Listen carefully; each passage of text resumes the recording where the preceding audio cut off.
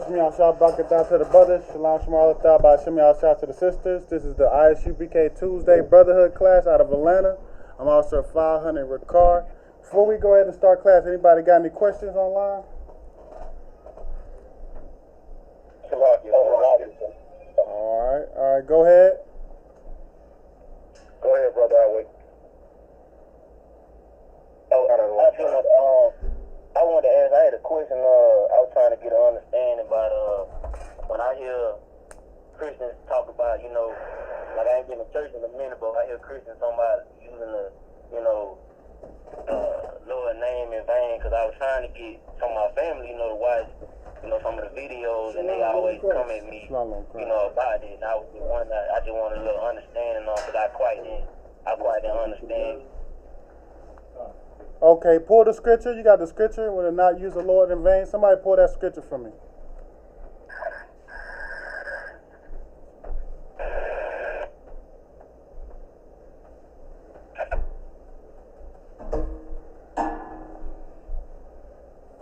Somebody got that scripture for me? I'm going to find it real quick. Hold on.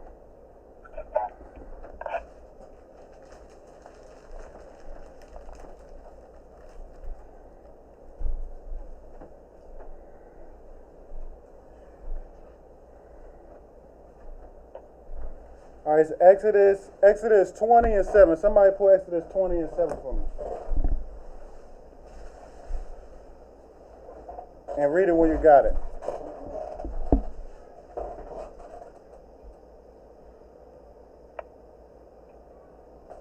Anybody? Exodus 20 and 7. Thou shalt not take the name of the Lord thy God in vain, for the Lord will not hold him as guiltless and taketh his name in vain. Right, meaning, so you said that you're trying to get an understanding on, what it means to not take the Lord's name in vain. Shalom on Christ. Anybody else called in before I break this down? Salaki, this is Super Call One. All right, how you doing, man? What's up? Shalom Lord Christ. Yeah, I'm Tawab out of one. How are you? Yeah, I'm doing Tawab, man.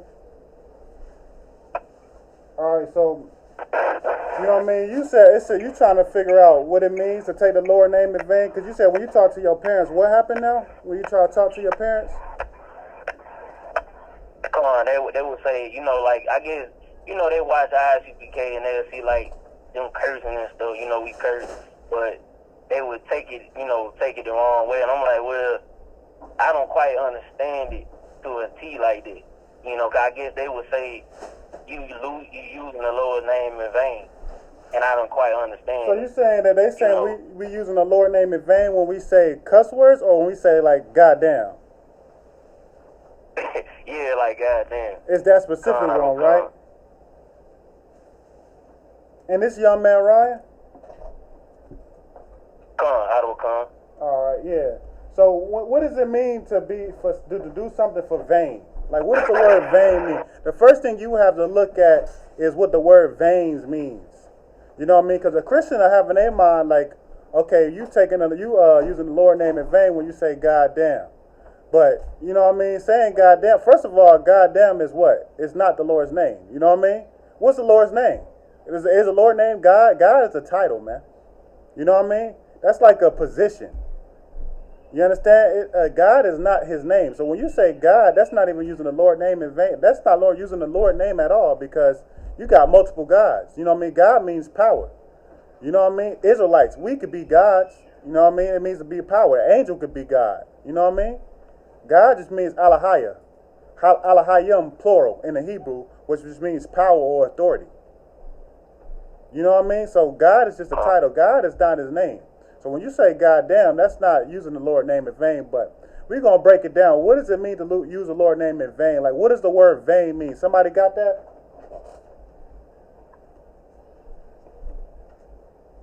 Salaki, sir. Go ahead. The word vain means nothing. Salaki. Right. So the word vain means nothing. You know what I mean? So that's the use of word to no effect, to nothing. You know what I mean? If you look at the Bible, the Lord's name got to be something that you fear. You know what I mean? When you talk about the Most High, it's someone that you fear. It's the Lord. You fear him. You scared of him. So it's like you got to almost be scared of even saying his name. You know what I mean? You understand? Like you don't want to just use the Lord's name for nothing. You understand? When you using the Lord's name, you want to be, you know what I mean, edifying somebody, teaching somebody, you know, using it as a knowledge or, you know, for a knowledge purpose. You know what I mean? Like if we just say, God damn, that's not the Lord's name. But if you were to put Yahweh, which we know the Lord's name is Yahweh in the Hebrew, if you were to like put that on a belt or, you know what I mean, your head or your war scarf or your shirt and you just say Yahweh, that'll be using the Lord's name in vain. You know what I mean? For nothing. You don't just use the Lord's name freely for your own little benefits for nothing, man. You know what I mean? You use the Lord's name to exalt him. You know what I mean? To edify, to teach people. You understand? So that's what it means by not using his name in vain. It's like if you put his name on a t-shirt. You know how like certain brothers, depending on what tribe, they might have a shirt of the tribe they from. You know what I mean? Yahweh or, you know what I mean? Levi. You know what I mean? Aparium, Ephraim, or something like that. You could do that, but you don't want to put the Lord's name on there. That's using his name in vain. You know what I mean? Things like that. Things that doesn't, you know, exalt the Lord. It has no type of beneficial reasons at all. You're just using it just to use it. You know what I mean? So that's what it means to take the Lord's name in vain. For no effect, for nothing. You know what I mean? So you got that? You got that breakdown, you Tawab, on that? Tawab. All right. Anybody else got any questions? Salakia, sir. Go ahead. Yes, my question comes out of Ecclesiastes 12, verses 4 to 7. You said Ecclesiasticus in the Apocryphal part of the Bible? You said 4 and what? Basically, verses 4 and 7. 4 and 7? All right, go ahead, read it. Ecclesiastes chapter 12, verse 4. Give to the godly man and help not a sinner. And what's your question on this? Well, I'm needing to understand, well, not only was that verse, but in the verse 6, if you don't mind if I read. All right, and you said chapter 4, right? Chapter 12. Oh, chapter 12. Okay, I'm in the wrong chapter. Salakia. You said 12 and 6 and 4, 6 and 7? Well, basically 4 to 7. All right, go ahead. Ecclesiastes chapter 12, verse 4. Give to the godly man and help not a sinner. Verse 5. Do well unto him that is lowly, but give not to the ungodly. Hold back thy bread and give it not unto him, lest he overmaster thee thereby. For else thou shalt receive twice as much evil for all the good thou shalt have done unto him. For the Most High hateth sinners, and will repay vengeance unto the ungodly, and keepeth them against the mighty day of their punishment. Verse 7. Give unto the good, and help not the sinner. All right, so what's your question on this scripture? So basically my question is, I guess three parts to it. Is it saying, if a person isn't in the truth, that we aren't to give, are we not to give to them? So you saying, okay, say if you got a brother in the world and he asks, you know what I mean, he asks to, you know, for you to lend him some money or something like that. Are you saying, are you not supposed to give to him? Like you got to just tell him no because he's not in the truth? Well, I guess doing it a number of times. And I guess I ask that because I've been in a situation where I've been helping a brother that's, you know, he's in the world, but he's trying to make the effort. But I've told him about the class, but I've helped him above and beyond. So I'm believing now, do I need to stop doing that? And am I in error because I helped him so much? No, okay. If you helping the brother out in the world, right? This is not saying that you can't help the brother out, or you know what I mean. You can't, if he needs some help with, you know, some financial reasons or, you know, anything that you can offer. This is not saying that you can't help him out. You can help him out. You know what I mean? You just got to know that what you're getting yourself into when you help somebody out in the world. Like, for instance, if you, say if you're trying to, you know, lend somebody some money that's in the world, don't expect it back. You know what I mean? Like, if you get it back, you get it back. But you got to go into it with knowing If you lend him this money, because he's in the world, he might not pay you back. And you don't want to hold no grudge against him just because you don't pay him back. You know what I mean? So this is not saying that you can't help nobody. This is more along the lines of you don't want to, you don't want to see. This is along the lines of during the time that they was in. It can play into the now, but it's more like you see people in the truth, and instead of helping the ones that's doing good, you go and you help the sinner. You know what I mean? You go and you lift him up, or you doing for him. You know what I mean? Like, okay, if you rolling with your homies, in the world, and they smoke weed, you helping them feed their weed addiction. You know what I mean? Like, you giving them money to buy weed, knowing that they gonna buy weed with it. You know what I mean? You helping them, and you not, paying tithes.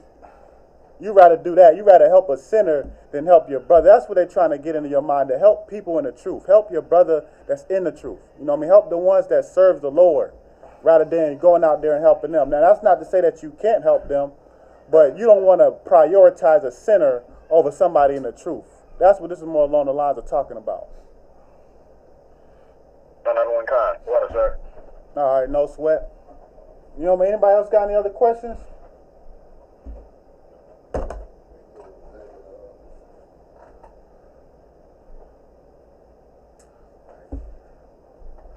Nobody else got any other questions?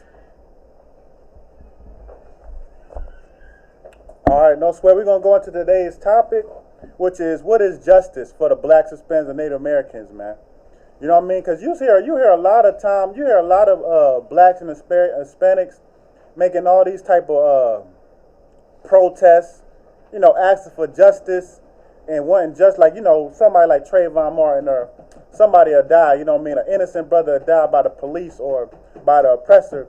And we always ask for justice. But what is it we actually asking for? You know what I mean? Like, what is justice?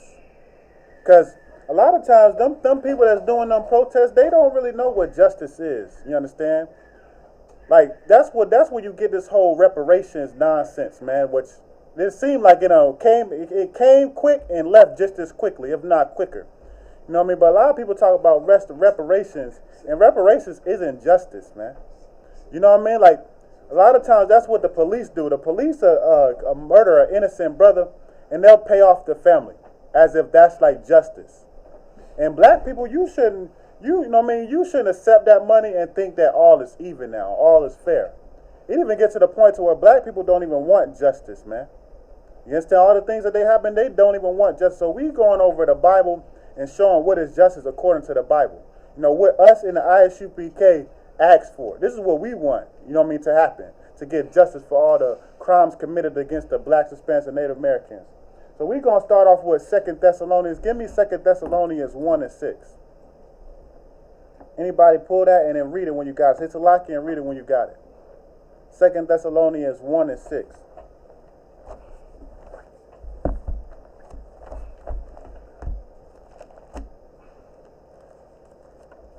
Somebody got it?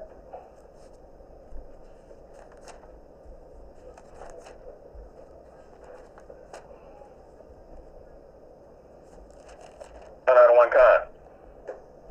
Go ahead. Thessalonians chapter 1, verse 6. Seeing it is a righteous thing with Yahweh to recompense tribulation to them that trouble you. Right, you understand? Now, we know the Lord is talking about Israelites, man.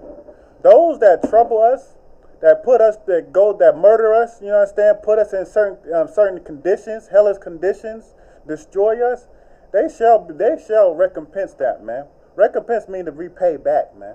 They shall get repaid back for the things that they did to us, man. You understand? You can't think in your mind you can just pay it off.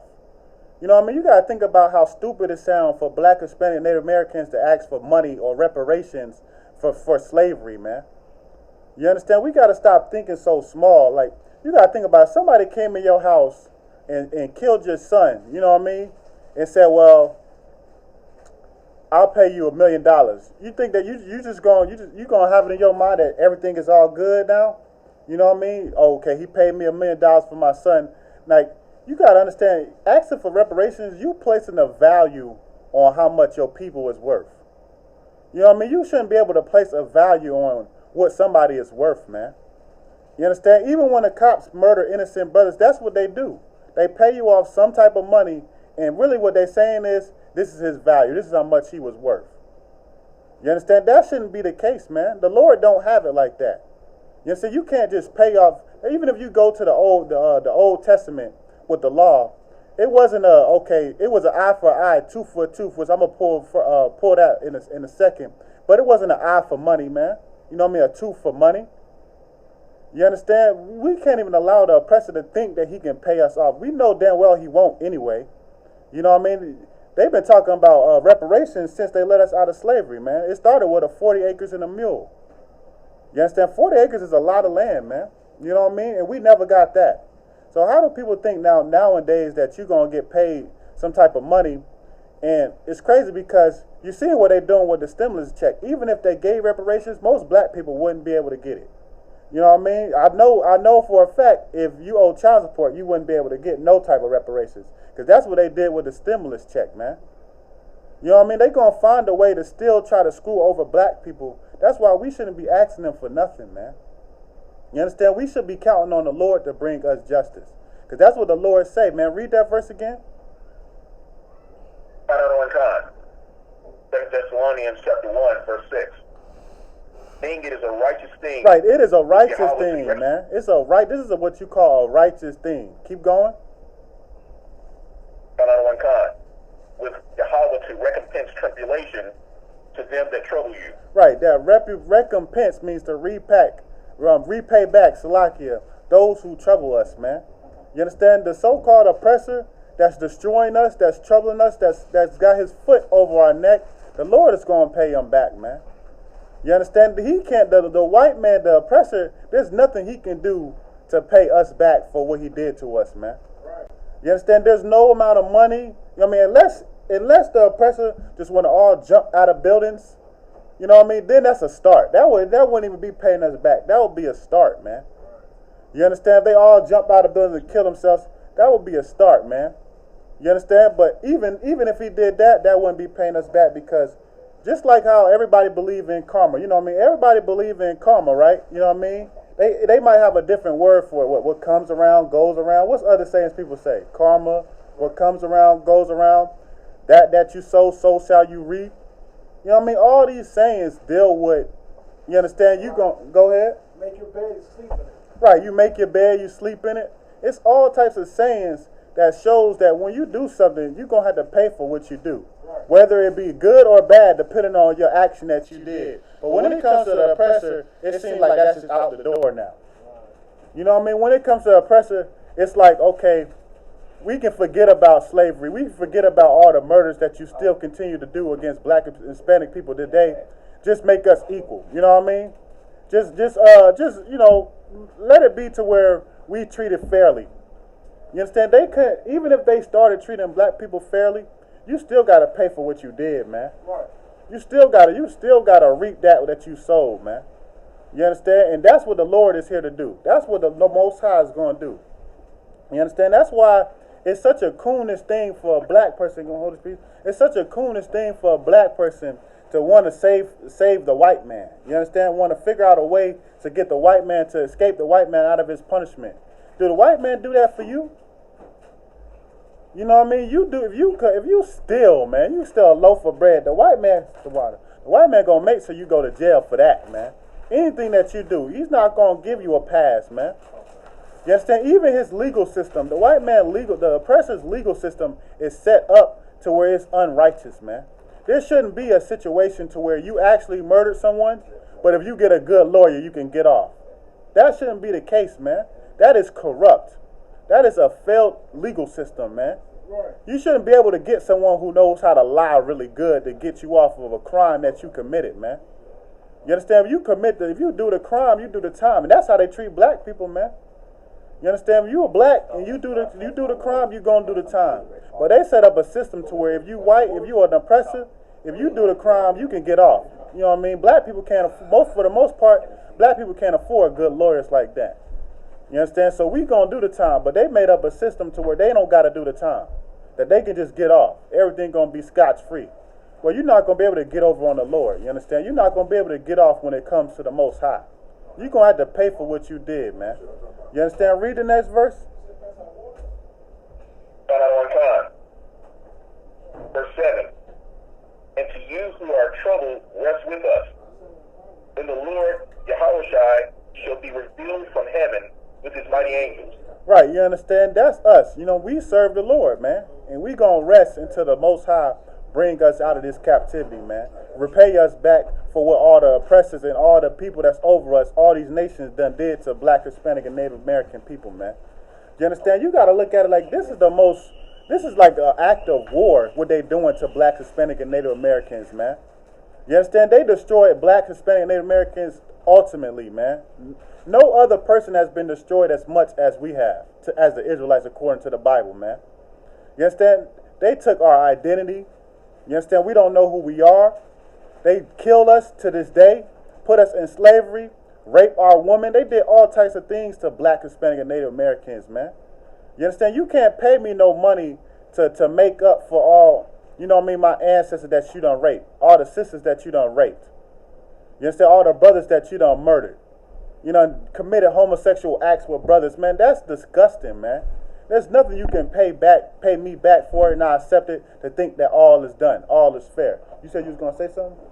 Slacker, sir. I wanted to see if we could use Proverbs 12 and 11. Read it. Proverbs 12, 11 and 21.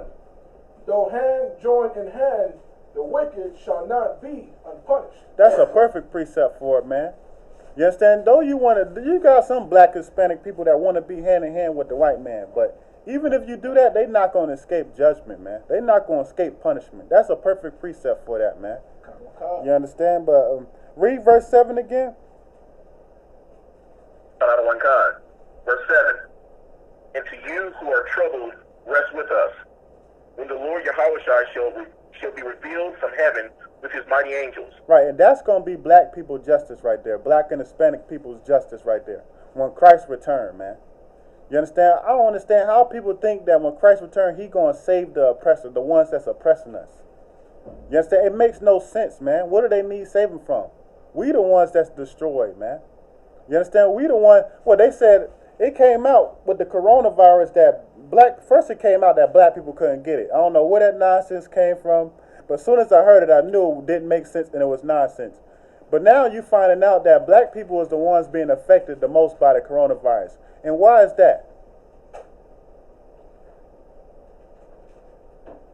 Anybody know why is it that Black people is the one being affected by the coronavirus more than all the other nations? Somebody says to lock you online? Not on one kind. Like, sir, if I may, I believe it's because they're not following the law, statutes, and commandments. Okay, that's true. You know what I mean? That's definitely true. But it's more of a straightforward, like a logical answer. You know what I mean? Like, you can say this to people who not in the truth, and they'll be able to understand it. Go ahead.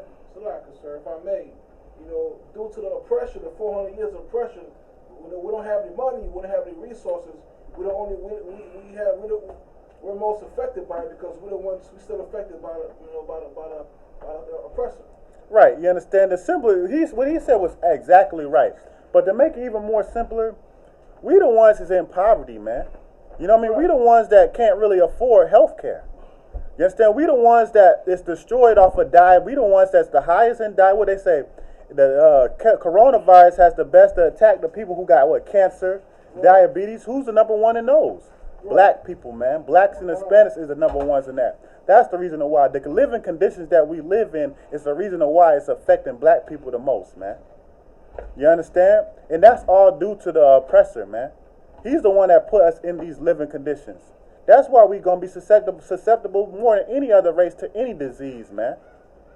You understand? But when he does that, that's going to be paid back, man. You understand? You're going to get paid. You're going to get your repercussions for the fact that they put Black people through all those problems, man. You understand? But that's the reason why. Read the next verse. I don't want to come. Verse 8. In flaming fire, taking vengeance on them that know not Yahweh, and that obey not the gospel of our Lord Yahushua. Right, and that's what's going to happen, man. You know what I mean? The Lord's coming to set this world ablaze, man. To burn down these kingdoms, the ones that commit all the crimes to the Black, Hispanic, and Native Americans. This is what we should look forward to when it comes to reparations. You know what I mean? Paying back, getting justice for the black people. You understand? There's no way that when a brother die, right, a black, Hispanic, Native American brother die, there's no way that you're going to think that you're going to get justice from that by the white man. The white man is not going to punish himself, man. He's not going to destroy himself. He's not going to, you know what I mean, make himself pay for what he did. It makes no sense, man. You think that the white man going to wake up one day and be like, okay, slavery was bad. I should hurt myself. You know what I mean? I should put myself in those conditions. No, he's not, man. You understand? It's just not going to happen. And it makes sense. Why would you do that? Why would you put yourself in a condition that you don't got to be in? You understand? Even when it comes to the oppressor, they look down on you, man. They see all the crimes and all the things that they did to you, and they look at your conditions. And you know what they say? Well, you got affirmative action. You know what I mean? Right. Or everybody has equal rights. We're equal now. You know what I mean? They don't even want to look at your condition and see that you're in a bad condition. They just want to ignore it totally, all together, man. That's how you know that they not for getting you justice. They not for, you know what I mean, paying back for what they did to us. They want to act like as if the situation never happened. But when it comes to somebody doing something to the oppressor, oh, they get justice, man. You know what I mean? The Boston bomber, they got him back, man. You know what I mean? Osama bin Laden, they not too long ago, last year they killed his son. You know what I mean? They make sure that they get paid back for any crimes committed to them. But when it comes to black people, there is no justice. Right. You understand? And then you got coons that don't want justice, man. You understand? They'll stand up to the I.S.U.P.K and say, well, we preaching hate. We not preaching hate, man. You know what I mean? We don't hate the white man. We just know the crimes that he done committed against our people. And that's what we speaking out on. You understand? That's why we need the Lord to pay us back for what he did. Give me Exodus 21 and 24. Somebody go to Exodus 21 and 24 for me. And pull it, read it when you got it.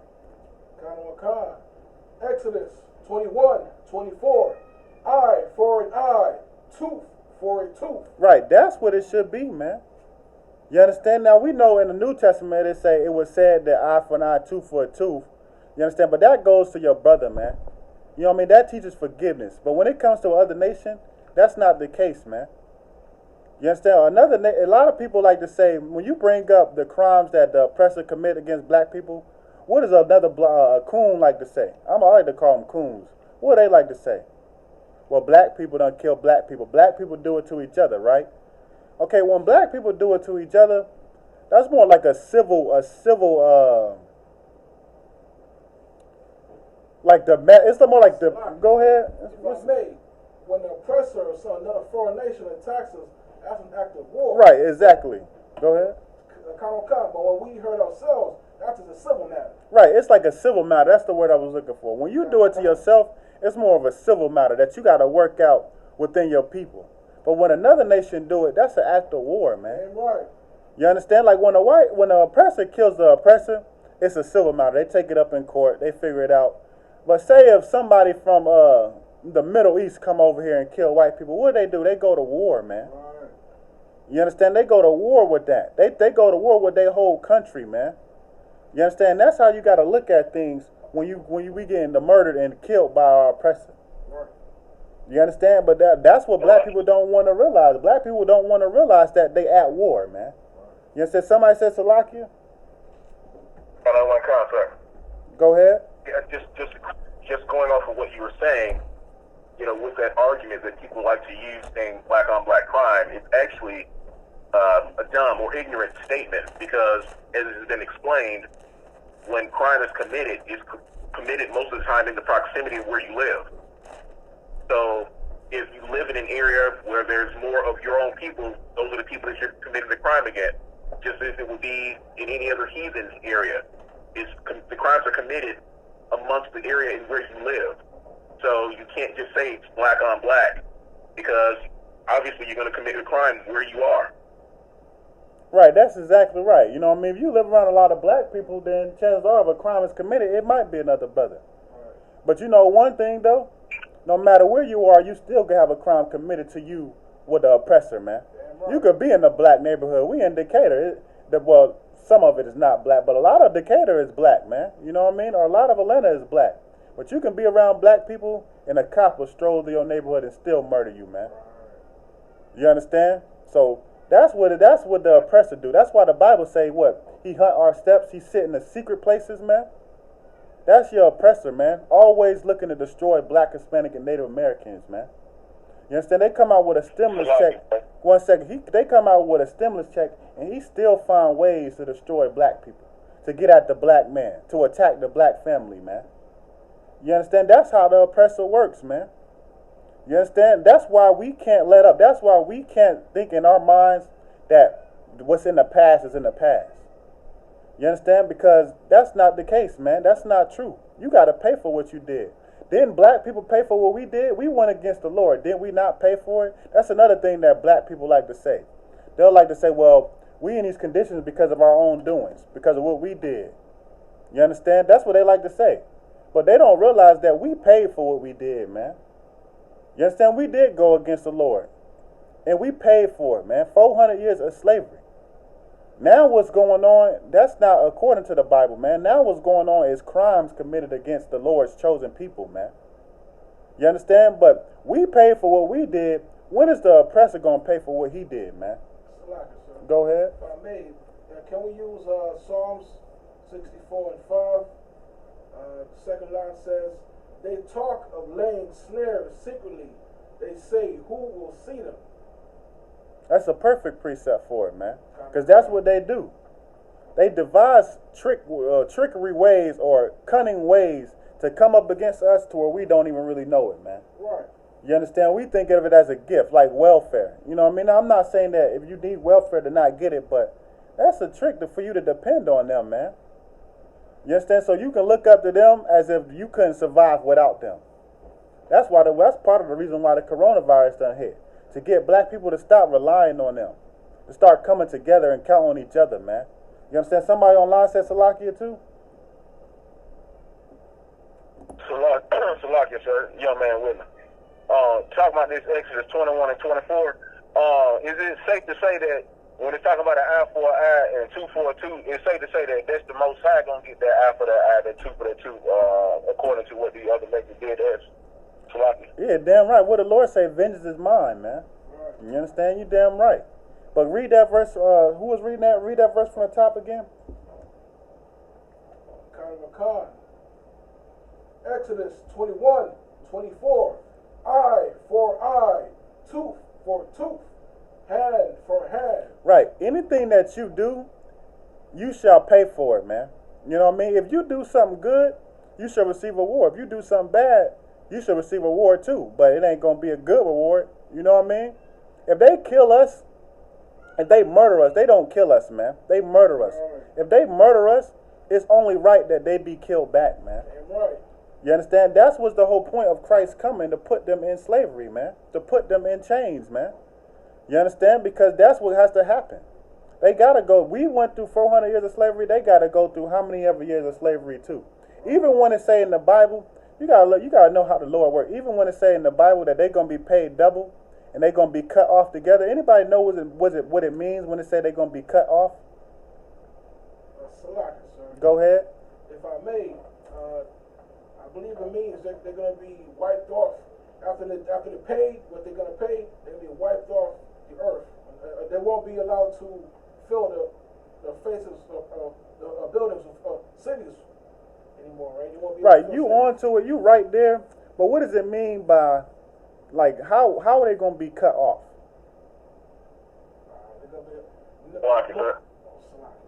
Go ahead. If I may, I believe it's saying that their nation won't continue. Yeah, that's what it's saying, but... Yeah, that's what it's saying, but... Okay, we gonna pull. Give me Obadiah 1 and 10 real quick. Somebody pull Obadiah 1 and 10.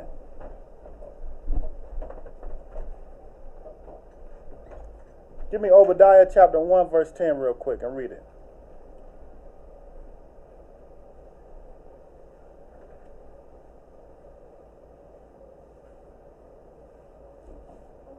Somebody got it? Anybody can read it. It don't matter. Not one time. 1, verse 10. For thy violence against thy brother Jacob, shame shall cover thee, and thou shalt be cut off forever. Right, it say for the violence against our brother Jacob, man, this is biblical. All the crimes that they committed against the black, Hispanic, and Native Americans, they gonna be ashamed of what they did, man. When the Lord come back and repay us for what they did, repay them for what they did, they're gonna be ashamed, man. They're gonna be ashamed that they decided that they even thought in their mind to come against the Lord's chosen people, man, to try to destroy the Lord's people. But it say, and thou shalt be cut off forever. What does it mean by thou shalt be cut off forever, man? Like, how would they be cut off? That's what I'm asking.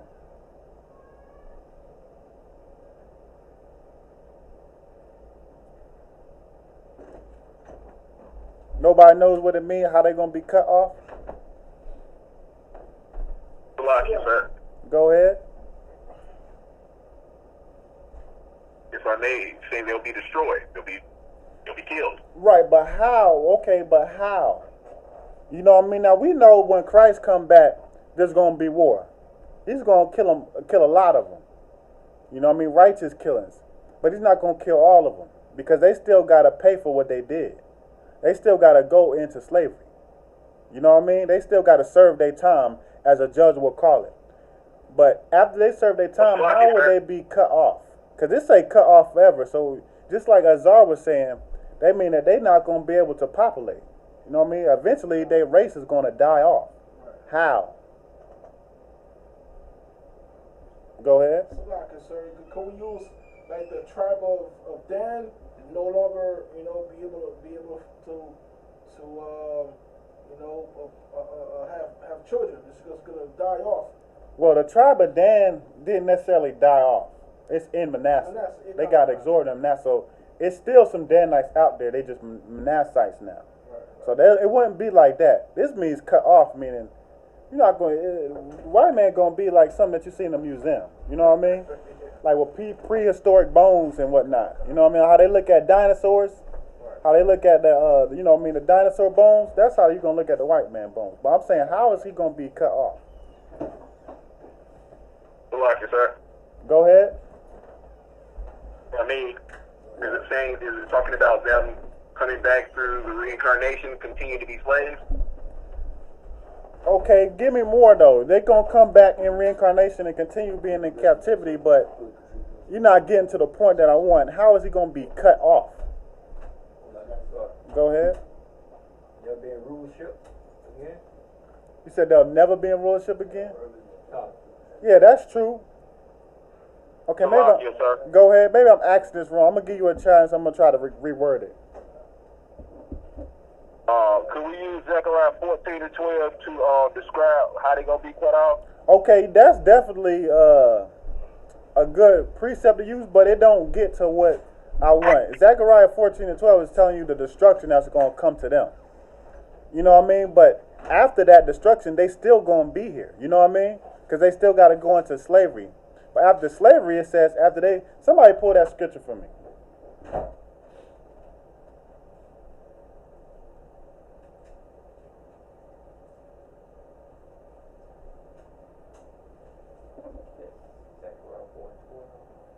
No, not that one. Maybe it's not a scripture. Maybe it's not a scripture for it. I know I was thinking about they're not going to be no more remembrance. Go ahead. Could we use Isaiah 14? That's a good precept to use, but it's not answering the question that I want.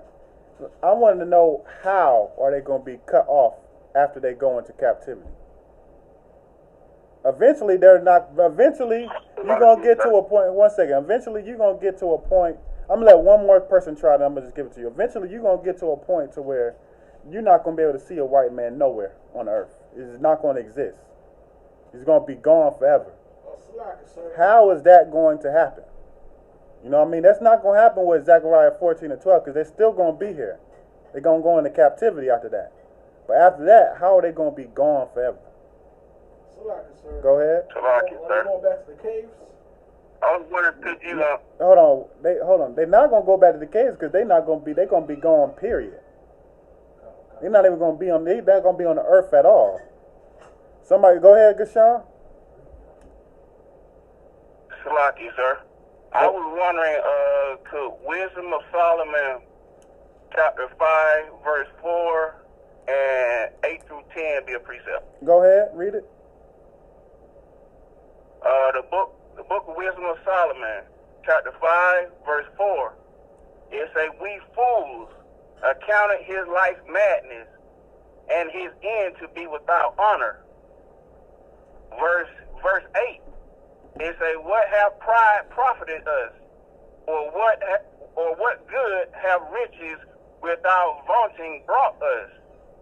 Verse 9, all those things are passed away like a shadow, and as a post that hasteth by.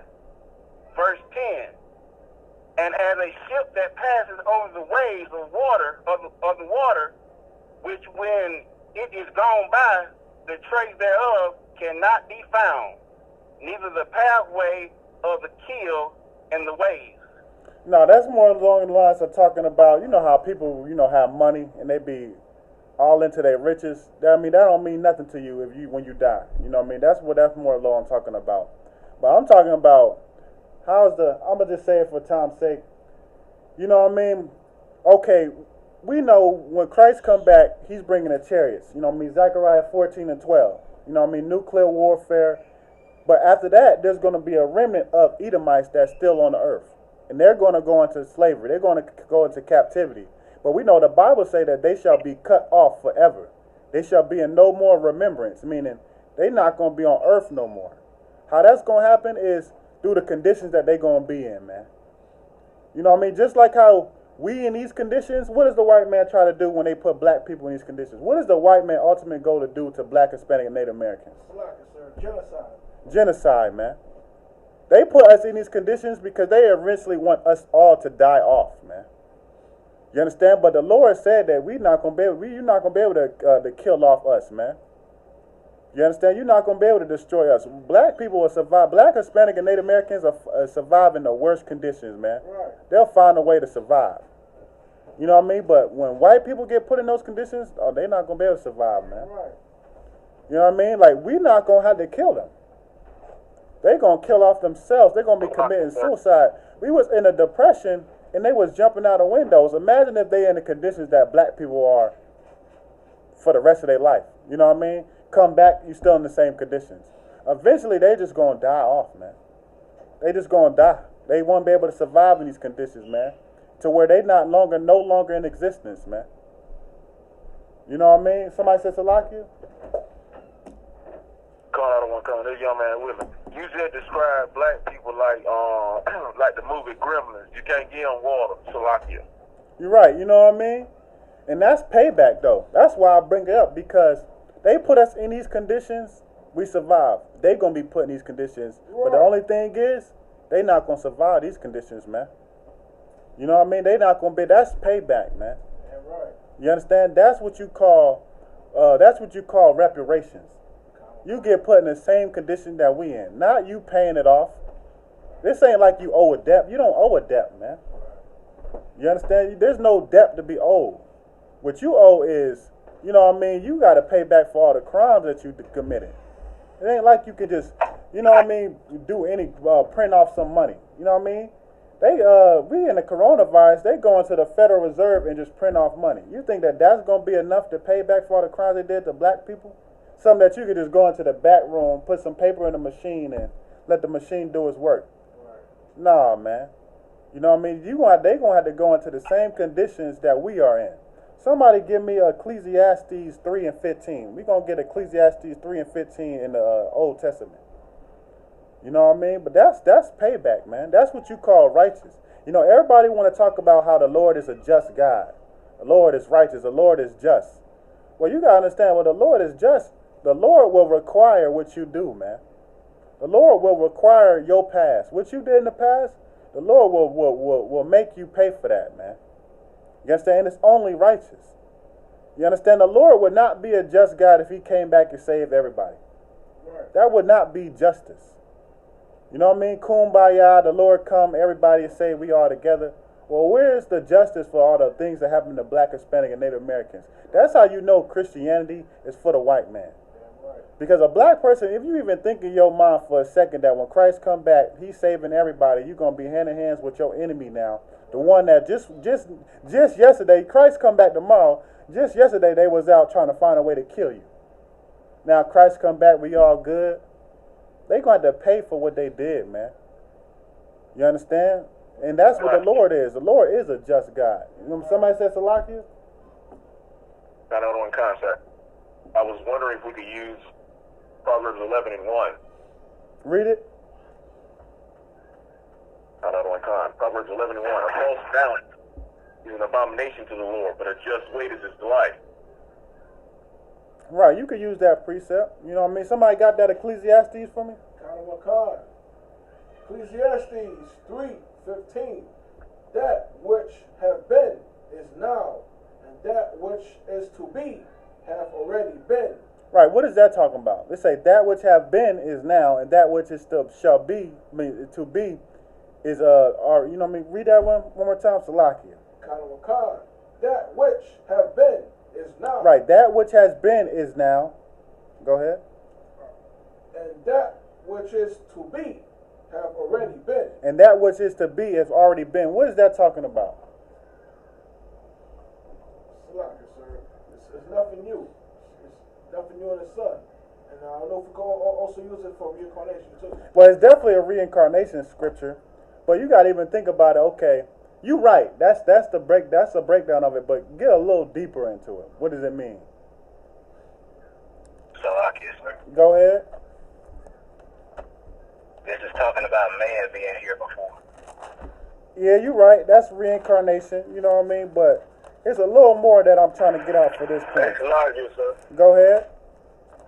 Is it basically saying like ain't that new up on the sun? Like the same thing happens before times, the same thing is gonna happen now. Like the same thing happened to you, the same thing happened to now. Okay, yeah, that's true. You know what I mean? Go ahead. Sir, if I may, it's like saying restoring the pledge, but also saying that, you know, we used to rule we were princes before, and now we're going to be princes again. Okay, you're right too. Read that last part. And God requireth that which is past. Right, the Lord required that which is past. What it's saying is, you know what I mean? Black people want to look at white people as if they change. You know what I mean? Like, you got a lot of these new oppressors. Like, no, I won't say new, but a lot of the oppressors that's our age, this generation, I guess you can say. They'll say, okay, that wasn't me, that was my parents, and they'll be going against their parents, you know, or whatnot. But they the same as their parents, man. That's what this is saying. You know what I mean? You was once that. You not going to change, man. You understand? Hold your peace. You was once that way. You're not going to change, man. You know what I mean? You was with Christ before. You're going to be with Christ now. If you wasn't and you was against him, you're not going to change, man. You know what I mean? That which is before is that which shall be, man. You understand? And these people been against us. They don't think that they're going to wake up today and change. You know what I mean? And that's why the Lord said he requires that which is past, man. You can't say in your mind, well, that was in the past, you got to get over it. Or, you know what I mean? That wasn't me, that was my ancestors. Because the Lord knows that what? That was you, man. That was you, man. You understand? If you got any oppressor telling you that wasn't them and that was their ancestors, they a damn lie, man. That was you. You understand? Because what? Give me one second, because we can say, because if that was the case, black people can say what? Well, in Egypt, I mean not Egypt, but in the Promised Land, that wasn't us. That was our ancestors. Why are we paying for it? I mean, even if you go into the scripture of Deuteronomy 28 and 68, it says you shall go into slavery with slave ships. You understand? Now, we know, now if you was carnal minded, you thinking like how they thought, then they didn't go into slave ships. We did. But what we know, reincarnation, that was us, man. Same thing for your oppressors. You understand? God requires that which is past, man. You understand? Somebody says Salakia? Oh, Salakia, sir. What you just said is so heavy. It reminds me of, just hearing about, the oppressor Peckerwood talking about, that wasn't them, that was somebody else in the past. But when I look at them old postcards of our brothers getting hung and all that, getting burned and all that, the same oppressive Peckerwood faces I see in them postcards, I see them same Peckerwood faces walking around right now. Salaki. Right, damn right, man. The water. Damn right, man. You understand? That was them, man. Yes, and you having it in your mind is them having it in their mind that wasn't them, that was their ancestors, is a way that they trying to escape judgment. They trying to escape punishment. But the Lord, no, you can't escape punishment from the Lord, man. You can't escape judgment from the Lord. You understand? That's why I say the Lord requires the past, man. You understand? No matter how much a black person or Hispanic person want to forgive the white man, the Lord will not forgive him, man. You understand? The Lord will make sure He pays for what He did to black, Hispanic, and Native Americans. You understand? You got to think about it. The Lord said, "What black people is the apple under His eye." That's what He keep His eye on, man. Though the Lord, we are the Lord's portion. You know what I mean? Everybody got their portion in the earth, but the Lord's portion, His possession, His inheritance, is black, Hispanic, and Native Americans, man. And you to think in your mind that you can hurt black, Hispanic, and Native Americans, and the Lord won't require it from you, is nonsense, man. You understand? And to think that if you black and you can try to get him out of that, that's nonsense too, man. You understand? You should want him to pay for everything he did. You understand? You should want the white man to go into slavery. You understand? You got a lot of people who, I don't understand how they don't want it. I mean, they don't want it, but you got a lot of people that, you know what I mean, fake Israelites or, you know what I mean, people, Christians or whatnot, they don't want slaves, man. You talk about a kingdom, they don't want the white man to be their slave. They servant. I don't understand how you was his. The white man today say, make America great again. You understand? Saying that he wants you to go back and to be a slave, man. You understand? He wants you to be a servant, man. When you talk about make America great again, America is worth what? Trillions of dollars? 200, 300 trillion dollars? Right. You know what I mean? America is wealthy, man. What you mean to make America great again? It's not like America is not wealthy. What they saying is they want you to go back into slavery, man. Right. So meanwhile, they started campaigning to put your black ass back into slavery, and you saying, you know what I mean, you don't want slaves. You understand? That's a defeatist mentality, man. Go ahead. You said Salakia?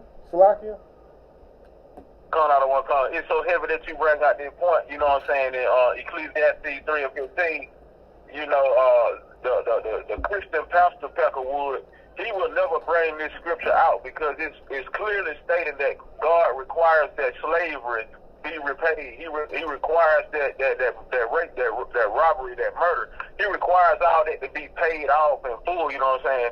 But that Christian pastor, that Peckerwood, he ain't finna preach this right here because he love that oppressive Peckerwood. Salaki, he is of his father, the devil. Right, and you damn right, man. You understand? But like I said, that's why we have the Lord, man. And the Lord is a just God. Anybody say that, you damn right, but they don't know what it means. You know what I mean? Like I said, everybody believe in karma, man. You don't know how many times growing up you hear karma. Oh, don't do that, karma. What comes around goes around. You know what I mean? Everybody say it, but when it comes to oppressor, it's as if he's untouchable. That's what we got in our mind, like the oppressor is untouchable. Right. You know what I mean? Well, I'll tell you one thing. There's nothing that you can get past the Most High, man. There's nothing that you can get past the Lord. Barakatah Yahweh Shah, man, for paying back what they did to black, Hispanic, and Native Americans, man. You understand? But read that next verse. Who was reading? Read that next verse.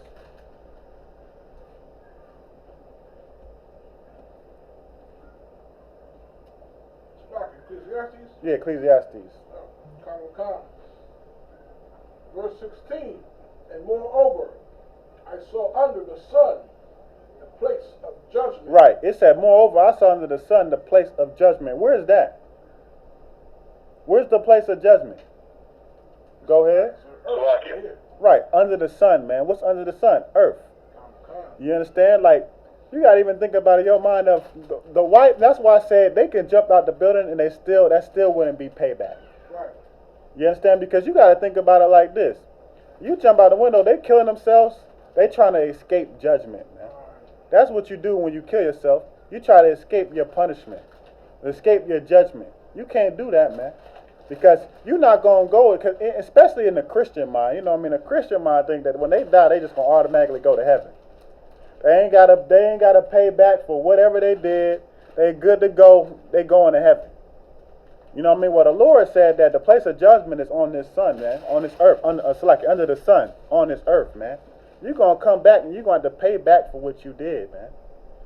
You understand? That's where the judgment is going to be at. You're not going to die and go to heaven and be in the clouds. You know what I mean? That's not realistic, man. That's nothing real. What's going to happen is you're going to die, you're going to come back, and the Lord is going to make sure you pay back for what you did, man. You understand? Keep reading.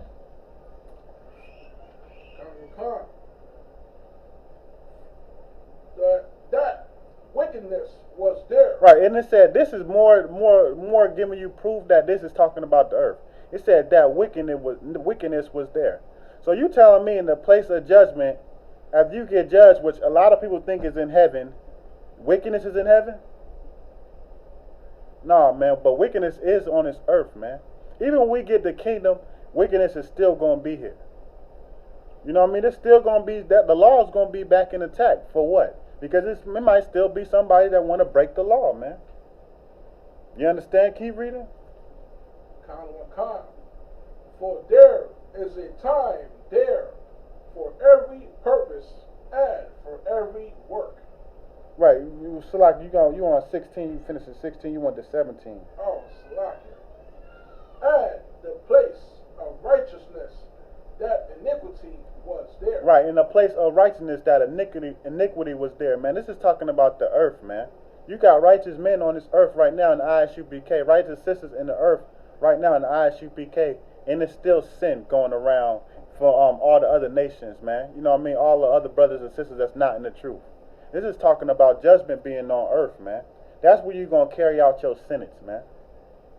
You understand? You go to the court. Go ahead. You said Salakia? One kind. I was just wondering if you could use where you were talking about people wanting to kill themselves to escape the judgment. Can you use Revelation 9 and 6? Does that apply here? Read it. One kind. Revelation 9 and 6. And in those days shall men seek death, and shall not find it, and shall desire to die, and death shall flee from them. I forget the breakdown on it. I'm gonna hold off on that one. I know the breakdown of it, but it just slipped my mind. But I think it's talking about something different. You might could use it, but I'm not gonna give you no. I can't say right now because it just slipped my mind. I literally just heard this breakdown like a couple of days ago, man. You know what I mean? But it slipped my mind, so I'm gonna get back to you on that one. All right. Count out one kind. All right, but keep going. Read verse 17. 17. I said in mine heart, God shall judge the righteous and the wicked, for there is a time there for every purpose and for every work. Right, you understand? The Lord will judge the wicked, man. You know what I mean? He's going to judge the righteous too. You know what I mean? And if you righteous, you're going to get a reward. But if you wicked, man, the Lord is going to punish you for that, man. You understand? The oppressor is not above punishment. It's not above the Most High. You understand? They still going to pay for what they did, man. You understand? The black people, this is what black people justice is. Black, Hispanic, and Native Americans justice is. The Lord coming back and paying them double to what they did to us, man. Put them in the same conditions, man. You know what I mean? Even when people say, treat others how you want to be treated, you know what I mean? That's what you're supposed to do. So if the white man treat us with the utter disgust, you know what I mean, killing us, then that's how they're going to be treated when the Christ come back, man. Right. You know what I mean? You're going to be treated the same way, man. You understand? You're going to be in the same conditions that black people is in. That's the one the white people can do to pay back for slavery. You just give us the kingdom, give us this kingdom, and put yourself in slavery, man. That's what you can do. You know what I mean? Cops can pay back killing brothers by putting the cuffs on their damn self, man. Putting them cuffs on your damn self, man. Because you the damn murderer, man. You understand? You the one going around killing people, murdering people, man. Put the damn cuffs on yourself, man. Throw yourself in jail, man. You understand? That's what the judge do, right? When you go to court, you go to face it between a judge. The judge don't look at it as, okay, you murdered this person. If you got $2 million, then just pay the $2 million and all is good. You know what I mean? That's never a case, man. That's never an option of punishment, paying back something. You know what I mean? No, you going to doing time, man. You commit a crime, you get sentenced to how much ever. You know what I mean? Especially with the oppressor, man. That's one thing that we need to realize, because you know what I mean, you got black people that when you tell them that white people going into slavery when Christ returned, they always want to say, "Oh, that's hate," and "Oh, you shouldn't be like that. You got to forgive. You got to," just like what Thumb Yum class last week or 2 weeks ago, the brother called in the class talking about some well, what about love? You just gotta love. I'll be with everything that y'all say, but you just gotta spread more love. You gotta just, you know what I mean? The oppressor doesn't do that, man. You go to jail, man. You do a crime to the oppressor give you what, 3 lifetimes. You know what I mean? What is that, man? Every time I see it, they two lifetimes, 3 lifetimes. I be thinking in my mind, what the hell is 3 lifetimes? You know what I mean?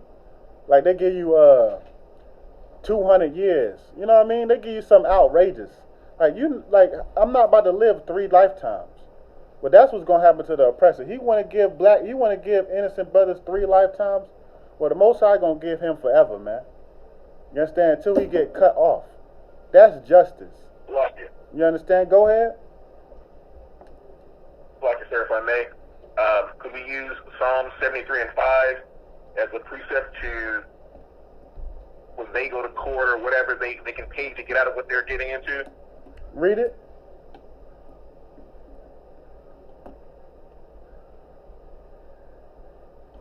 You got it? Read it. Not on unkind. Look at Psalm 73 and 5. They are not in trouble as other men, neither are they plagued like other men. You said they are not in trouble. So you using this? How you trying to use that? In the sense of how they get out of, how they escape what we don't. We get the punishment, but they don't. So I'm saying they are not in trouble as other men, neither are they plagued like other men. Is that a precept for that? No, I wouldn't use that as a precept. I would have to examine that one, but I wouldn't use that as a precept. But I have to understand the context of what they're talking about in there. You know what I mean? But give me in the Apocrypha, 2 Maccabees 7 and 31. You understand? Because it say in the Bible that the son of perdition has to be revealed, man. You understand? So we go out there and we teach against the oppressor because we know the oppressor is the reason of why we in these conditions. The oppressor is the reason of why black people, you know what I mean, is in poverty, man. You know what I mean? In the ghettos, catching the coronavirus because we have no health care. You know what I mean? We have no accessibility to health care, man. You understand? It's due to the oppressor, man. Go ahead. Back to Wisdom of Solomon. Wisdom of Solomon, chapter 2, verse 10. I wonder could that be used as a precept? Read it. Pull 2 Maccabees 7:31. Read it out? Oh no, I'm looking. Go ahead. Wisdom of Solomon, chapter 2, verse 10. It said, "Let us oppress the poor righteous man. Let us not spare the widow, nor reverence the ancient gray hairs of the age."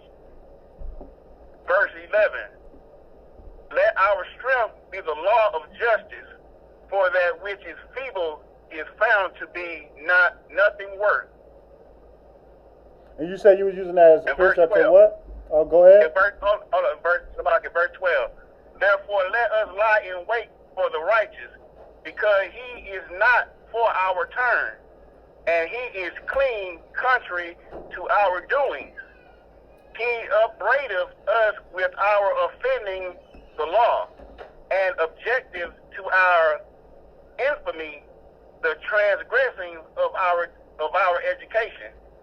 Right. So how was you going to use that one? Pretty much how the white man is today, about how he treat us. How he treat the poor. He always going against the poor righteous man. He going against our women. He don't give our elders no type of respect, which he has never done it. And he like verse 11 say, he used the strength of the law to do everything with. Right. And he just like verse 12 say he did. Right, that's a perfect precept that you can use to that, because that's the white man. White man, the oppressor don't care if you a baby, man. You know what I mean? That's why he put abortion clinics in the Planned Parenthood in your neighborhood, man. He don't give a damn if you're not even born yet. He'll go up, you know what I mean? He'll go up into the woman's, organs and cut the baby out, man. You know what I mean? Break the baby in pieces and pull it out. You know what I mean? Oh, he'll kill you old. It don't matter what you is, man. You know what I mean? So that's a good precept for that, man. And we need justice for that, though. You know what I mean? You can't have some devil that's just killing people and not even taking no type of conscience to it. You know what I mean? Have no type of thought in his mind like, maybe I shouldn't do this. You know what I mean? They don't regard nobody. They don't regard the young or the old, man. You understand? But we want to be equal to them. We want to be, you know what I mean, in cahoots with them. It's not going to happen, man. You can't be in cahoots with somebody that's that animalistic. That's a beast like that. You know what I mean? So that's a good precept for you. Got that second Maccabees? Slacker, sir. Go ahead. Hey, can we use Zechariah 11 and 5?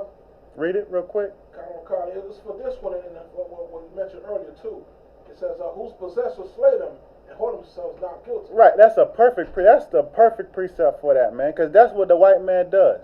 He kills us and don't hold himself guilty, man. Right. You know what I mean? He kills us and they don't even go to court on it. They barely go to court on it. And if they do, then you got some black judge that's rubbing the hair, you know what I mean, and giving her a hug and giving her a Bible while she go to jail, man. You know what I mean? They hold themselves not guilty. It's damn near like she didn't even want to do it. She just had to because the jury, you know what I mean, convicted her, so she had to give her something. Right. You know what I mean? But if that judge could overturn the jury, she would have did it, man. She would have did it and said, no, you don't have to do no time. You know what I mean? But that's just like your oppressor, man. They kill us and they don't hold themselves guilty, man. They'll tell you that was their ancestor, that wasn't me. They'll tell you that was in the past. You got to forget the past. You know what I mean? But it's still to this day, when September 11th come around, them niggas still, Salakia, the oppressors still have the memorials for it. Right. You know what I mean? When it comes to any even 4th of July, man, I mean, damn, everything that the oppressor done did that benefited them, they have a memorial for it. Or was tragic to them, they'll have a memorial for it. But when it comes to you, it's, oh, that's in the past. That's right. Well, that's why we read a scripture where the Lord said he requires the past, man. You know what I mean? And that's what we need to be thankful for. That's what we need to be looking forward to. The Lord requiring the past of the oppressors of what they did to our people, man. You understand? Give me, where was we at? Give me that second Maccabees. Khan. Second Maccabees 7:31. Now this is talking about Antiochus, which is Antiochus was the king, the ruler of Greek at that time. Right. This is talking about the oppressor, man. The so-called Caucasian man, the Edomite. Keep going, or go ahead. And thou that hast been the author of all mischief against the Hebrews. Right, that's who's the author of all mischief against the Hebrews, man. Against the black, Hispanic, and Native American. Your oppressor, that's why we go so much on the oppressor. Because he is the mischief against all, he's the author of all mischief against the Hebrews, man. You understand? People will see, black people committing crimes against other black people. You know what I mean? Or they'll see black people robbing other black people. Or black people just doing anything against other black people and say, well, look, that's black people. Look how they are. Look how y'all treat each other. You know who's the author of all that? The so-called oppressor, man.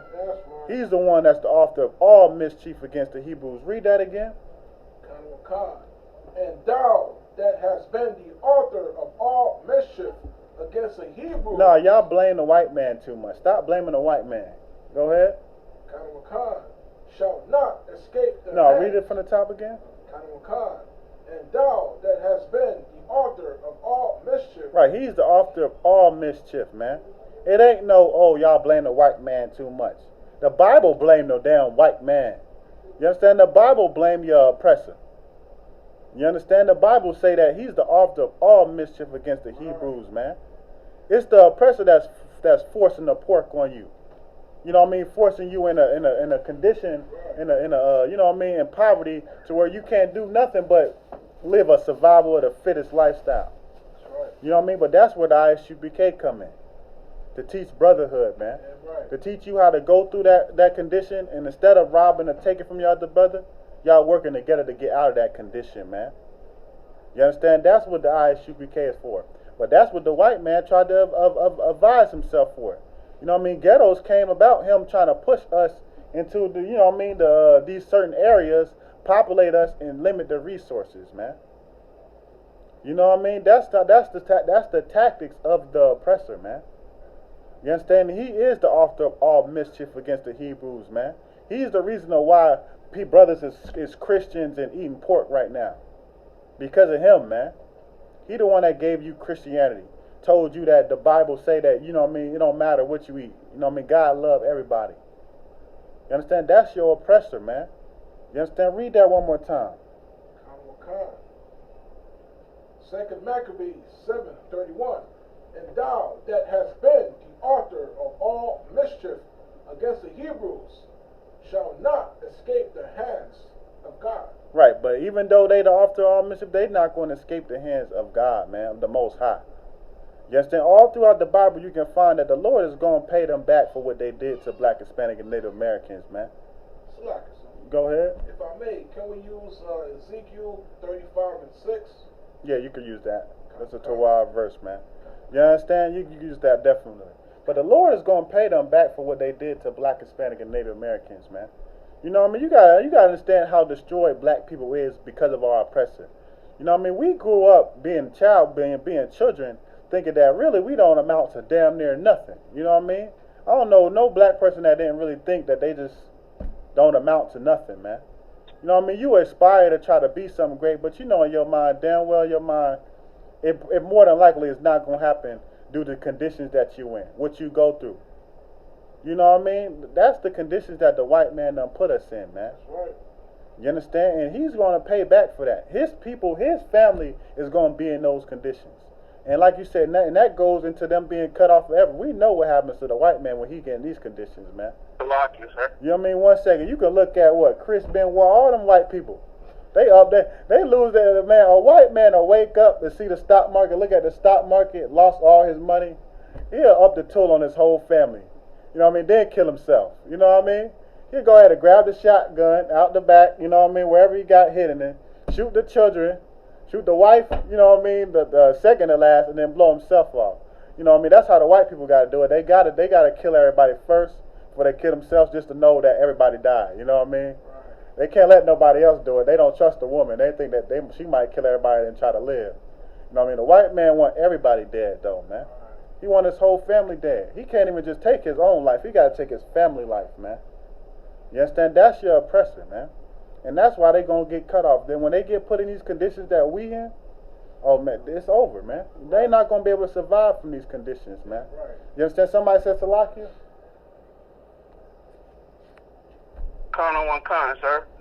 Give me I was reading reading about the ungodly man, which I pretty much thought was the heathen, but was Esau. And back to that Wisdom of Solomon, chapter 2, verse 19. I wonder could we use that a precept as well?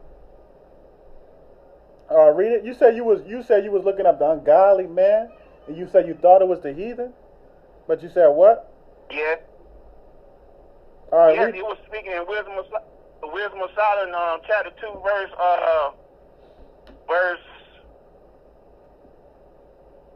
19. Read it. It says, let us examine him with despitefulness and torture, that we may know his meekness and prove his patience. In verse 20 it says, let us condemn him with a shameful death, for by his own saying he shall be respected.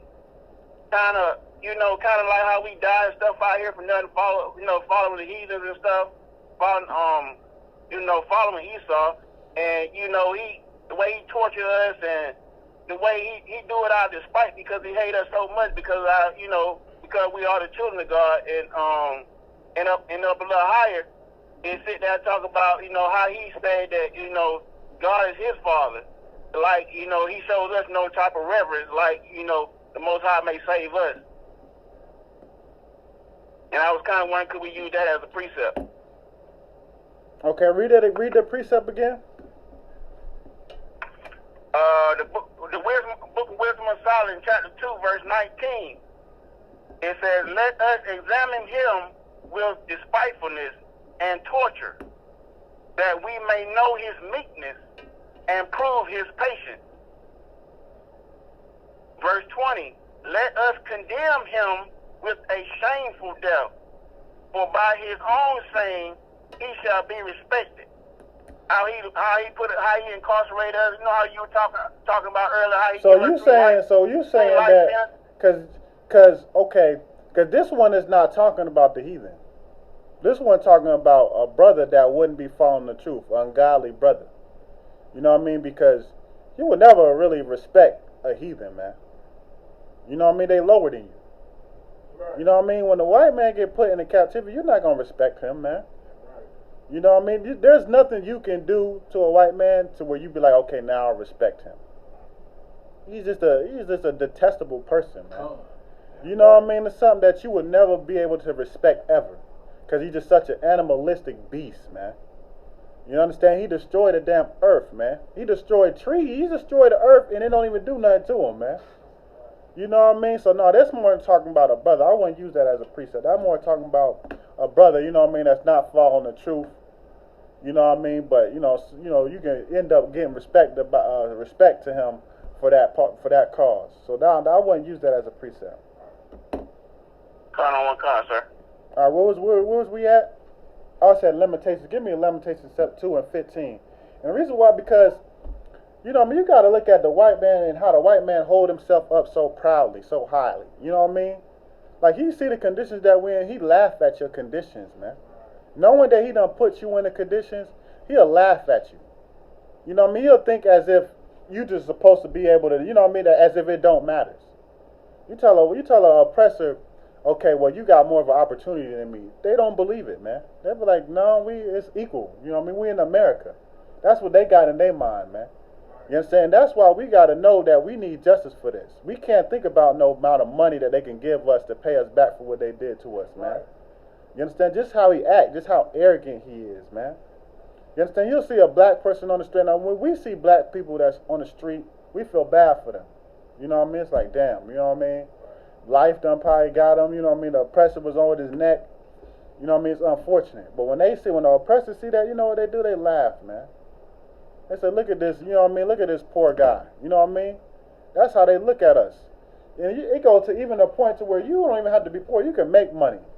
And you get into an argument with a white man, the first thing that they be ready to say is you're poor. You know what I mean? Shut your poor poverty ass up. You know what I mean? That's how white people is. They automatically just look at you and think that they're worth more. You know what I mean? Even in these conditions that we in.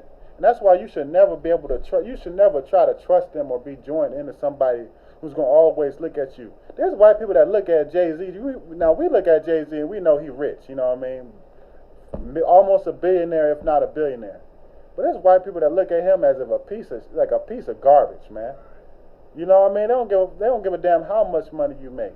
They look at you like a piece of garbage. Go ahead. Oprah tried to go shopping in England or France. They ain't even let her in the store. Right. He said Oprah tried to go shopping in England or France, one of them countries in Europe, and they didn't even let her in the store, man. They don't give a damn. You know what I mean? You see all types of videos of celebrities, black celebrities, getting racially profiled.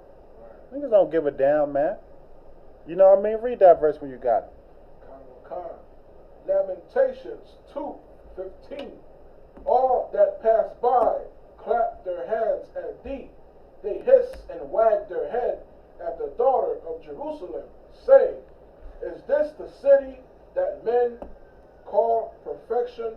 So like the perfection of beauty, the joy of the whole earth. Right, that's what the white man do to us, man. He look at us and be like, is these the people that's supposed to be so great?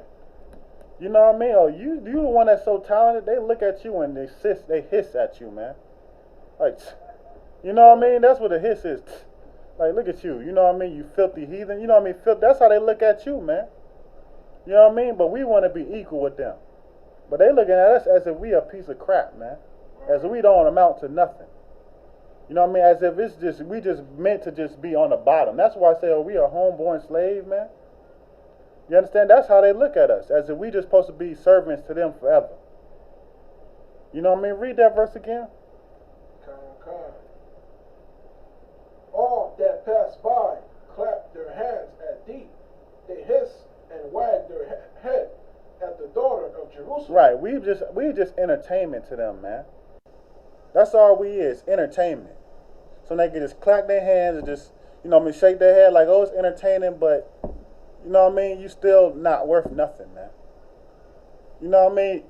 Even with LeBron James, he had, nigger, they wrote nigger on one of his houses. They spray painted nigger on one of his houses, man. Right.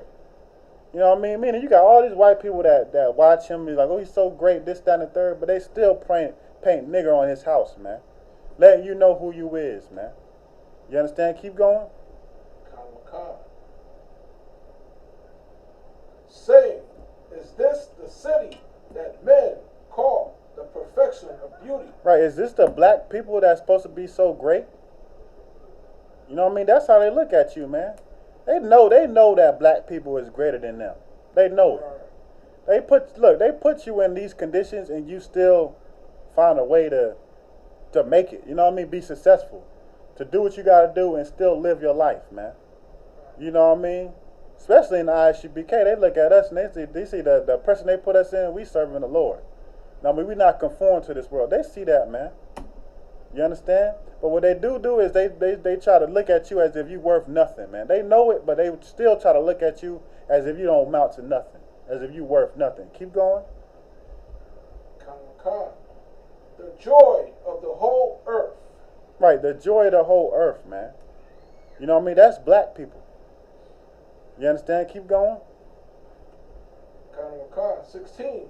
All thine enemies have opened their mouth against thee. Right, all of our enemies have opened up against us, man. They all talk about black people as if they worse. Even in China, man, during the China epidemic, you know what I mean, the Kung flu going around, you know what I mean, and even the China still find a way to be discriminative or racist towards black people. You know what I mean? And even also in the midst of, you know what I mean, the Kung flu going around, you know what I mean, you got white people who made a video, some white people, you know, they made a video talking about how to make niggers. You know what I mean? They put a couple of, you know, bad choices, go to jail, all types of stuff in this thing, still trying to find out a way to, you know what I mean, to put black people down during the China virus. You would think that they would put their attentions on China because China just spread the COVID-19 that just messed up their whole life. But no, they still trying to find a way to attack black people, man. They all speak out against black people. Chinese, Africans, go ahead. So if I may, can we use Isaiah 14 and 16 to you know, as recompense, saying that they're saying, is the daughter of Jerusalem? 14 and 16 could say, is this the man, right? If I can read it. Yeah, you can read it. They shall see thee narrowly and look upon thee and consider thee, saying, is this the man that made the earth tremble, that did shake the kingdoms? Now you saying you trying to use that as how? How you trying to relate that? Like they saying it's like we used to rule the world. This is the daughter of Jerusalem. They say, is this him? And they laugh at us, saying, is that the prince of the power? Right, and so now we're gonna be laughing at them. Is this the man? Damn right, man. You know what I mean? Damn right. You know what I mean? Just like how they laughed at us. What the Lord say? The Lord say He will. I'm gonna pull that scripture. Keep reading though. Isaiah or the Lamentation? No, where you at? They hiss and gnash their teeth. They say, we have swallowed her up. Certainly, this is the day that we look for. We have found, we have seen it. You know what I mean? That's what they look for, man. The destruction of black, Hispanic, and Native Americans, man. To swallow us up, to destroy us. You know what I mean? The white man's out to destroy you, man. Right. He wants you to die. He wants the genocide. That's why he's so happy to put out that the COVID-19 black statistics is the ones that is affecting the most. He happy to put that out because what does that make a white person do? Feel comfortable. Right. It make them feel good. Okay, I don't got to worry about it no more. I just got to keep worrying about these niggas that I always been worried about. You know what I mean? it makes them look at you even a more disgust. Well, don't be around that nigga because he got the COVID-19. He's the one spreading it. You know what I mean? That's how they treat you, man. That's how they look at you, man. You understand? Is there any more on that? Kamala. They dash their teeth. They say, we have swallowed her up. Certainly, this is the day we have looked for. We have found it. We have seen it. Right, and that's the day that they look for, man. This day, with black people going through these, this is what they look forward to. That's what make them feel better about themselves. Knowing that even if a white person go through bad times and they struggling, you know what they say in their mind that make them feel better?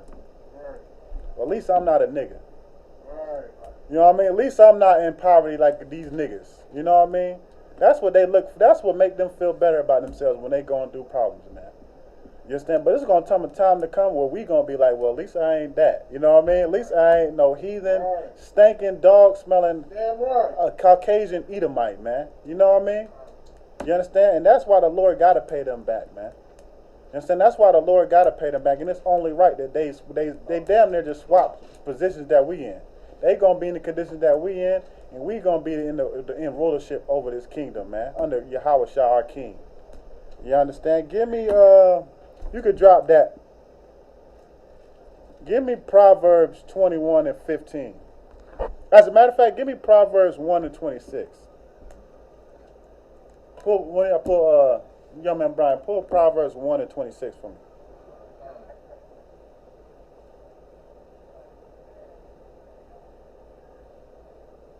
And read it when you got it. The book of Proverbs, chapter 1, verse 26. I also will laugh at your calamity. Right. I will mock when your fear cometh. Right, now this is the Lord, man. And that's what the Lord said about your oppressor, man. You understand? He said he's going to laugh at their calamity. You want to laugh at black and Hispanic people calamity? You want to laugh at our problems that we go through? You think it's a funny? Well, the Lord going to laugh at you, man. You know what I mean? When you getting destroyed by Christ, the Lord going to laugh at you, man. You understand? Hold on. I got him reading something. Hold on. I got him reading something real quick. Keep reading. The book of Proverbs, chapter 1. Read that verse again. The book of Proverbs, chapter 1, verse 26. I also will laugh at your calamity. I will mock when your fear cometh. Right. He said he will mock when they fear cometh, man. You know, when they start fear the Lord, he's going to mock them, man. You know what I mean? Oh, you scared now, huh? Right. You know what I mean? Ah, look at you now. You know what I mean? You was big and bad. Now you hiding under the rocks, man. You know what I mean? You going in your underground tunnels, your underground caves now, man. You understand? That's how the Lord feel about our oppressor, man. That's how we need to feel about our oppressor, man. That's right. You understand? We got to get this mindset out of our mind of they can pay us off for reparations or, oh, they did it to us, but you got to be the bigger man. This is not the case to be. That's not what this means by being the bigger man. You ain't the bigger man by letting somebody get one over on you, man. You understand? You're not the bigger man by letting a nation destroy your nation and just not say nothing about it. That's not being the bigger man, you understand? That's being a coward. That's being a punk. That's being someone who won't be able to defend their family, man. You understand? Defend their people. You understand? We got to have in our mind when they going through these problems, we going to be laughing at them, man. You understand? You deserve it, man. You understand? Well, I want my children's children to be born and come in and see the conditions that the white people in and just be like, look at these despicable people, man. Look at these peasants, man. You know what I mean? Like, that's how I want them to look at, because that's how they look at black people today, man. They look at you the same way, man. That's how they look at you when they see black people, man. So it's only right that the roles flip, man. You understand? And we going to be in righteousness. You understand? Keep going on that. Verse 27. When your fear cometh as desolation, and your destruction cometh as a whirlwind. Right, that's them chariots, as a whirlwind. That's them chariots that it's talking about. Keep going. When distress and anguish cometh upon you. Keep going. Verse 28. Then shall they call upon me, but I will not answer. They shall seek me early, but they shall not find me. Right, and that's going to be a white man. He gonna be sorry for the crimes that he committed against black people, man. He gonna be ashamed of all the things that he did to black and Hispanic people. The Lord gonna be like, hey, it's your time, man. You know what I mean? This is what you deserve. This is your punishment, man. It ain't gonna be no one you can cry to, you can come to save you. You know what I mean? But I just want to pull that one. Give me Proverbs 21 and 15. Somebody read Proverbs 21 and 15 for me.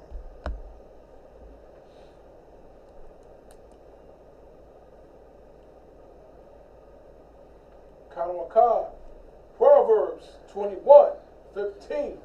It is joy to the just to do judgment, but destruction shall be to the workers of iniquity. Right, man. It should be a joy to see justice work done. You know what I mean? The righteous, we going to be the ones to judge. But you know the ones that ain't going to be in joy when the white man get punished? The ones out there that don't want to follow the Most High, man. You understand? Because they look at the oppressor as if he's God. They look at the oppressor as if he's the leader of them, man. You understand? But the ones that's righteous, that's in the truth, we know that this is the Lord that we serve, man. And he doing this for black, Hispanic, and Native Americans, man. Right. You understand? That's how the Lord rolls. He does this for black, Hispanic, and Native Americans because he care about us. You understand? We in these conditions because he care about us. He want us to count on nobody but him, man. As soon as we count on nobody but him, he gonna be coming through with a strong hand, man. You understand? Keep going. Read the next verse. 16. The man that wandereth out of the way of understanding shall remain in the congregation of the dead.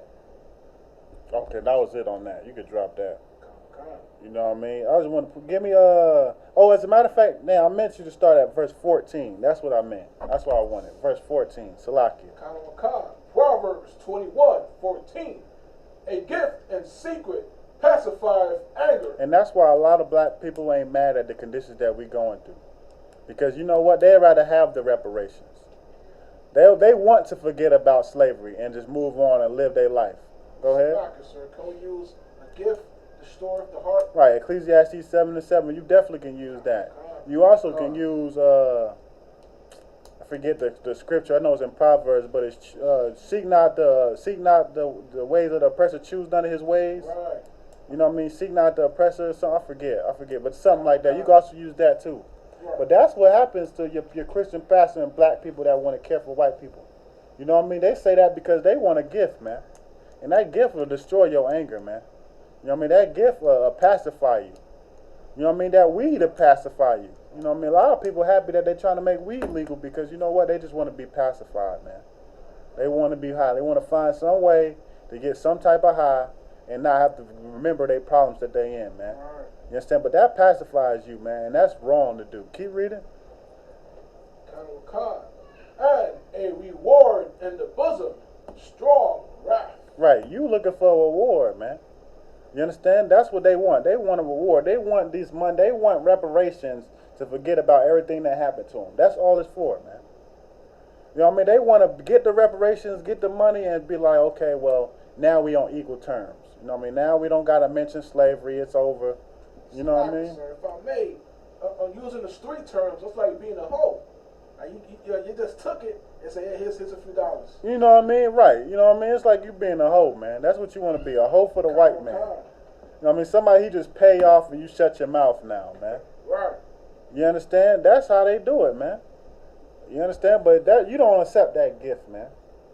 You know what I mean? You don't use that gift. Even how General Muhammad said it, if they decided to give reparations, it shouldn't be nothing special. You know what I mean? You shouldn't look at it as if, oh, now they holy now. Now they good now. Now they okay. All they doing is paying you what they stole from you, man. You know what I mean? Somebody came in your house and stole your TV and then gave it back. You're going to be like, yeah, appreciate it, bro. Thank you for giving me my TV. No, it's like, nigga, no, you take my shit again, bro. You know what I mean? You're not going to give somebody be in cahoots or congratulate somebody who stole something from you. You know what I mean? You're not going to do that, man. Right. You understand? That's why you shouldn't look at the oppressor trying to give no money as if this is something great. You know what I mean? All the money he got, even a stimulus check, man, it's $1,200, man. Right. You know how much money they got? $1,200 ain't nothing, man. You know what I mean? Now you take it, you know what I mean? You do what you gotta do with it, buy food, rent, you know what I'm saying? But that ain't nothing compared to what's owed to you. What's owed to you is bloodshed, man. You understand? What owed to you is a whole kingdom. That's what I want. You want to pay reparations? Give me this whole kingdom, man. Right. Give Black, Hispanic, and Native Americans this whole kingdom. Then maybe maybe I'll consider, you know what I mean, you That's actually paying back for what you did. You know what I mean? Because you're going to have to go in slavery too. That's just this is a part of what's saying Revelation 13 and 10. That's the patience of the saints, man. You know what I mean? He that leadeth them into captivity shall go into captivity, man. You kill with the sword, you must be killed with the sword, man. Why your Christian pastor don't bring that out? Why your Christian pastor never showed that verse? Right. You know what I mean? One day somebody need to go to the Christian pastor and ask him to read this verse in a Christian church, man. You know what I mean? Because that's justice. And say, give me Isaiah 51 and 22. What time we got? We good on time. Salakia, sir. Go ahead. Somebody said Salakia? I just wanted to make a comment on the stimulus checks being released. If it wasn't even for the coronavirus, we wouldn't even be getting this money. Right, damn right. You know what I mean? You wouldn't be getting nothing if it wasn't for the... That shows you that they don't be thinking about black people, man. They not doing this to benefit you. They didn't think in they... Like, you got to understand that the oppressor's not thinking in his mind that, okay, they can't pay their rent. Let me help them out and get them some money. No, what it is their economy is falling, man. They're not looking at the civilian that can't pay their rent. They're looking at the landlord that's not getting no money. That's what they're looking at. You know what I mean? They're not looking at you losing your job. They're looking at the business that can't make no income. You know what I mean? They don't give a damn about you, man. They just want to stimulate their economy. It's not the, our civilians, our citizens, they need help. Let's go ahead and help them out. It's nothing to do about you, man. It just so happens to give you that money so you can give it back to them. So you can stimulate the economy, man. You know what I mean? Otherwise, if it was about civilians, they would have did a lot more than $1,200, man. You know what I mean? That most of that stimulus bailout, billions of it went to businesses, man. Helping businesses out. You understand? They don't give a damn about Black, Hispanic, and Native Americans. Go ahead. Like I said, that $1,200 check ain't gonna really do that, because like I went in the grocery store, usually like a dozen have an eggs be like one something. Now it jumped up like to $4, $4 or $5 now. Hey, right, you know what I mean? The price, that's all. Right, they raised, that's inflation for you, man. They raised up the prices, give you money, raise up the prices. It's damn near like you shouldn't even, you don't even got the money no way. You know what I mean? But somebody got that Isaiah 51 and 22? Come. Oh, go ahead. Isaiah chapter 51 verse 20. 22. 22. Thus saith thy Lord, the Lord, and thy God that pleadeth the cause of his people. Behold, I have taken out of thine hand the cup of trembling, even the dregs of the cup of my fury. Thou shalt no more drink it again. Right, that's Black, Hispanic, and Native Americans, man. You know what I mean? He had his fury on us because we went against him. But now that cup is over with, man. He taking that cup from us, man.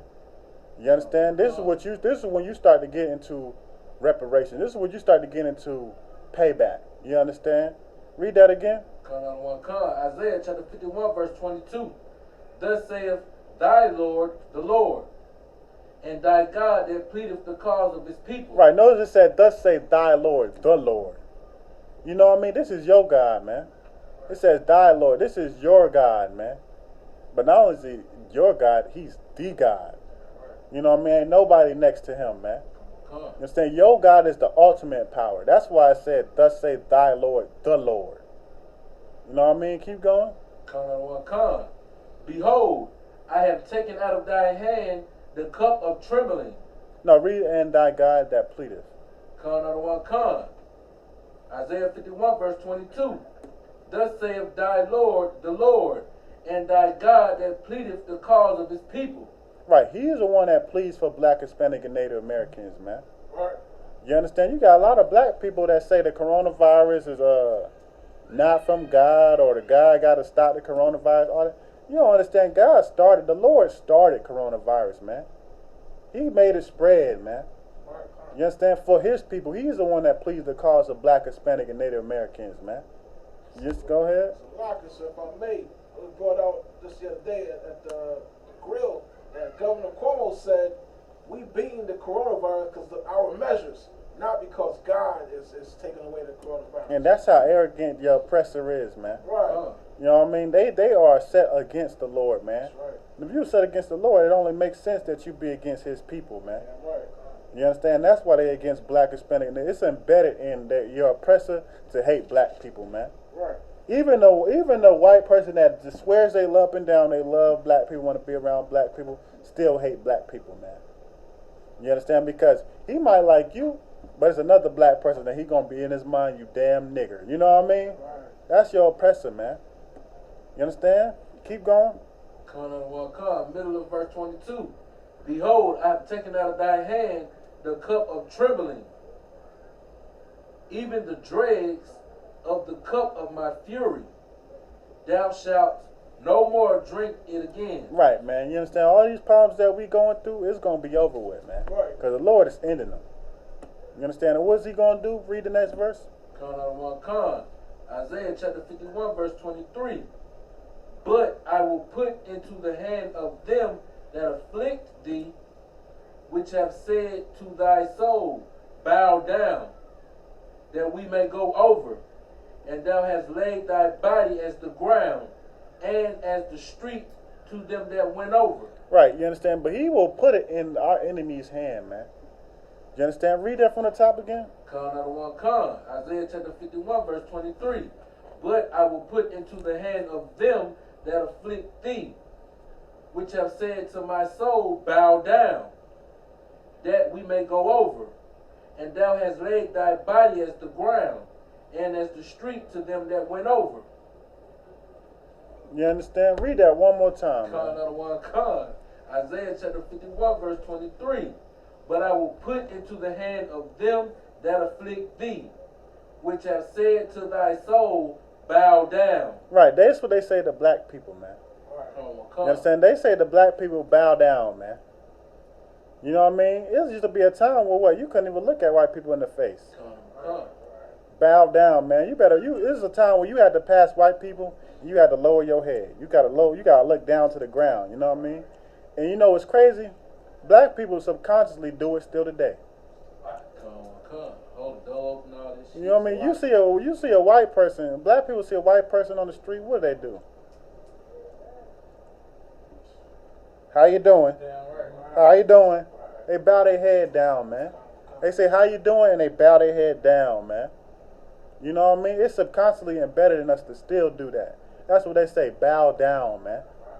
You know what I mean? But you want them to just pay money and you forget about everything, even though you still got it embedded in your DNA. It's embedded in your mind, your brain, to you know what I mean, to be lesser than them. You think money's gonna fix that? Go ahead. Hold on one second. Go ahead. If I may, the general brought this out, just recently, in reference to, Colin Kaepernick. Salaka Cap. They say, bow down, because even though if you're on your knees, you're trying to, talk about your people, but say, nah, bow down, be as the ground. Exactly, man. And that's what they say to black people. Somebody online said Salakia. Because sir, you know what I'm saying, think for myself, because I know I used to do this a lot. Like, when you see them out in the world and stuff like this, just bow down for it, times and two. Like, when I used to see Edomites in the world, like, I felt like I had to step over. You know what I'm saying? Even if they came into my path, I felt like I had to move over. If they bumped me, it's like I had to say, excuse me. You know what I'm saying? It's like, it didn't even bother me. It's like, okay, excuse me. You know what I'm saying? Did that also tie to that? Yeah, man. You know what I mean? Because it's embedded in us that we got to respect them, because if a brother bump into you, you ain't going to have that same mentality. A brother bump to you, you know what I mean? You might say, but you ain't really pressed to say it. You know what I mean? You know what I mean? Especially if a nigga bumped into you. You said if a oppressor bumped into you, you still say, excuse me. A brother bumping to you, you looking at him like, nigga, what the fuck you doing? You know what I mean? Go ahead. Rocket, sir. If I may, the general was saying the same thing. What he said is, you know, a brother step in the shoes, it's time to feed the worms. You know what I mean? Right. You know what I'm saying? Salakia, verse 20, like a wild bull. You know what I mean? Somebody said Salah, go ahead. Yes, Salakia, sir. Esther chapter 3 and 5, could we use that as a precept? Somebody pull that Esther chapter 3, verse 5.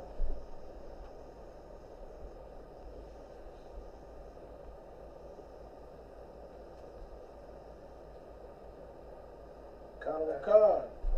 Esther 3 and 5.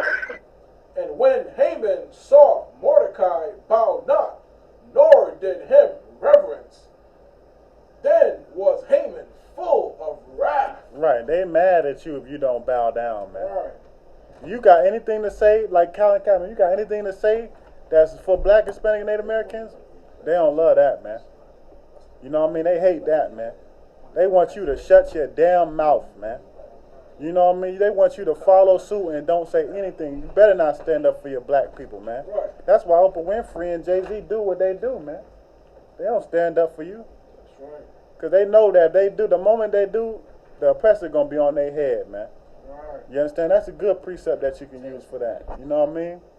But that's what they say to you. Bow down, man. You know what I mean? Right. You go to an oppressor, you automatically do this. But then when you go to a brother, what do? What's up? You go up when it's a brother, what's up? You know what I mean? When it's a white man, how you doing? You know what I mean? It's embedded in our subconscious to, you know what I mean, to look at them as if they the master, man. You know what I mean? And this is Bill. That's what they say that. Keep reading. Salaki, let's go to verse 3. No, young man Ron. Con. Middle of 23. Bow down that we may go over, and thou hast laid thy body as the ground. And that's what we do, man. Lay our body as the ground. Not only do we bow down, we get on the ground and let them walk over us, man. You know what I mean? That's what they do, man. They walk all over black, Hispanic, and Native Americans. You talking about paying money back to fix that? Nah, man. You know what I mean? You got to destroy the white man. You got to destroy his image. You pay the money. Even if you get money, you know what you're going to do with that money? Give it right back to him. You're not going to invest in anything. You know what I mean? You're going to give it right back to him, and you're still going to look at him as, if anything, you're going to look at him as even more of a God because he gave you money now. Now it's like, I can't even say nothing about slavery no more because he paid us back. You know what I mean? You're going to give him all the power in the world, man. You know what I mean? And that's what we do, man. We lay down so they can walk over us, so they can just stomp on us, man. Salaki, sir. Go ahead. If I may, can Salaki, sir. Hold on one sec. Go ahead. Salaki, so I don't have the verse right now, but Salaki, I think it's Psalms 137 and 3. You know, like they request a song of us. Right, you know what I mean? You know what I'm saying? You could relate that, you know what I mean? You could relate that, you know what I mean? But yeah, that's what they do, man. All they do is require you to entertain them. Nothing else, man. You saying somebody online says Salakia? Sir, can you precept Isaiah 51 and 23 with Isaiah 49 and 23? Read it. The most famous one. Isaiah 49 and 20. Isaiah 49 and 23. And kings shall be thy nursing fathers, and their queens thy nursing mothers. They shall bow down to thee with their face toward the earth, and lick up the dust of thy feet. Right, and that's and what thou they shalt gonna know do. That I am. Right, that's damn good precept, because that's what they gonna do. Just like they required us to bow down, they gonna be required to bow down, man. And that's what you call what? That's what you call reparations, man. That's what you call to pay back. You know what I mean? That's what you call repercussions, man. Right. You understand? Not paying money. It didn't that, but that verse, that was a perfect verse that you pulled, young man. They didn't say they shall pay you, man. No, they gonna bow down, man, and lick the dust off your boot, man. You understand? That's what the Lord requires as payback, man, to recompense something. You understand? Not no money, man. You understand? Keep reading where you was at, though. Come. That they may go over, and thou hast laid thy body as the ground, and as the street to them that went over. Right, and we like the street to them, man. You understand? But it's going to be a time where they going to be the street to us, man. You understand? That's what you call payback. You understand? Not paying off money. That's what you call payback. You got to go through the same thing that we went through. You understand? You got to do everything that you did to us got to be done to you. You know what I mean? Now we know we still righteous. We gonna be righteous, so we ain't with the raping and all that other. You know what I mean? You know they go far with it, but they gonna be in these conditions, these hellish conditions. Go ahead. You gonna still get to feed them the alligators? Yeah. Hey, you know what I mean? If the brother said we gonna be able to feed them the alligators. Hey, if one of them do you wrong, and one of them, you know what I mean, go against the law or go against, you know what I mean, go against you. Yeah, I mean, I'm only assuming the Lord give you the judgment to carry out on them in his death. Yeah, if you want to feed him to a gator, then hey, feed him to a gator, man. You know what I mean? Because what they do. Because even what the Bible say, even my favorite verse, what they do to our babies, they fed our babies to alligators, man, to crocodiles. They used them as bait and fed them to them. You know what I mean? But what did my favorite verse say? Anybody know from last class? What does my favorite verse say? Come, happy shall I be, and reward thee as thou hast served us. Happy shall I be that taketh thy little ones and dash them against the stone. Damn right. Take the little ones and dash them against the stones, man. You know what I mean? You fed our babies to gators, man. Well, happy shall I be when I dash your little ones' heads against stones, man. You know what I mean? Somebody might look at that as, damn, that's hard. Hold on 1 second. Somebody might look at that as, damn, that's fucked up. Like, it's like, you know what I mean? Nah, man. I'm going to be happy. Right. You know what I mean? Because that's what they did to our babies, man. Right. You understand? That's what the Lord requires, man. He requires your past, man. That's what's going to be done to you. You understand? You said, Salaka, young man, Willie? Con out of one con. I just want to just get my laugh in ahead of time. Ha ha ha ha ha. You know what I mean? Right. You know what I mean? That's the happy laugh right there. Right. You know what I'm saying? And look, you know what I mean? It ain't no perfect way to end the class like that. Anybody got any questions? I got a question. Hold on 1 sec. Go ahead. In the kingdom, Christ not going to live for 1,000 years. He gonna die at a certain amount of time and just come in the reincarnation. He gonna be here the whole time. Like you talking about like his body, like when Christ come back, his body. Is he gonna die and come back and rule, or is he just gonna live forever? Nah, nobody gonna live forever. Everybody gonna die and they gonna be reincarnated. Even Christ is gonna die eventually and be reincarnated and be in leadership and rulership. So nobody ever. Hold on 1 second. Nobody ever is gonna just live forever and not die. You know what I mean? So don't think in your mind when you get into the kingdom, you're just going to be living forever. No, you're not going to live forever, you know what I mean? You're going to pass away. But it ain't going to be like no brutal death, you know what I mean? Like you ain't going to get murdered or, you know what I mean? You probably just die of old age, you know what I mean? You're just old, so you're on your death like, you know, Abraham, Isaac, and Jacob was. You know, you're on your deathbed, you're old, you know. You're going to die and you're going to be born back in the next generation. You know what I mean? So you ain't going to get shot to death for nothing like that, you know what I mean? But everybody gonna die, you know what I mean? So even Christ, you know what I mean? But he's still gonna come back and still be in rulership. Go ahead, somebody said something, Salaki, I had a question online. Yeah, I definitely, the Spirit of Christ lives forever. We should all look forward to that. I have a question about, like, as far as you being the Hebrew brothers and stuff like that. I watch a lot of your lives and stuff like that. Appreciate you brothers dropping knowledge, throughout the days, throughout the weeks, throughout the years, informing the people. One of my questions is about, like, the appearance of, what is it that the brothers have against is wearing locks in their head? And what is also, another question I have is, what is it about African people that is so bad and stuff like that? Because some of the Hebrew brothers I see, they kind of despise African people, and I'm wondering why do these Hebrew brothers despise African people? Though their ways and their customs and everything might not be in accordance to what some of the Hebrews over here that we agree with, but why do we despise all of them? Like, it seems like a lot of Hebrew brothers kind of like unfairly characterize a lot of Africans, and I'm wondering why does that happen? Why does that happen? And the question about also with what's wrong with having locks in your head versus braids or something like that? What is the difference between having either one of them? All right, no sweat. All right, okay. I'm gonna answer your first question with the locks. First, what's your name? What's your name, brother? Yes. I'm Aaron Brand. I'm calling from Illinois. All right, no sweat. You said your first question was, What's wrong with having locks in your hair, like dreadlocks?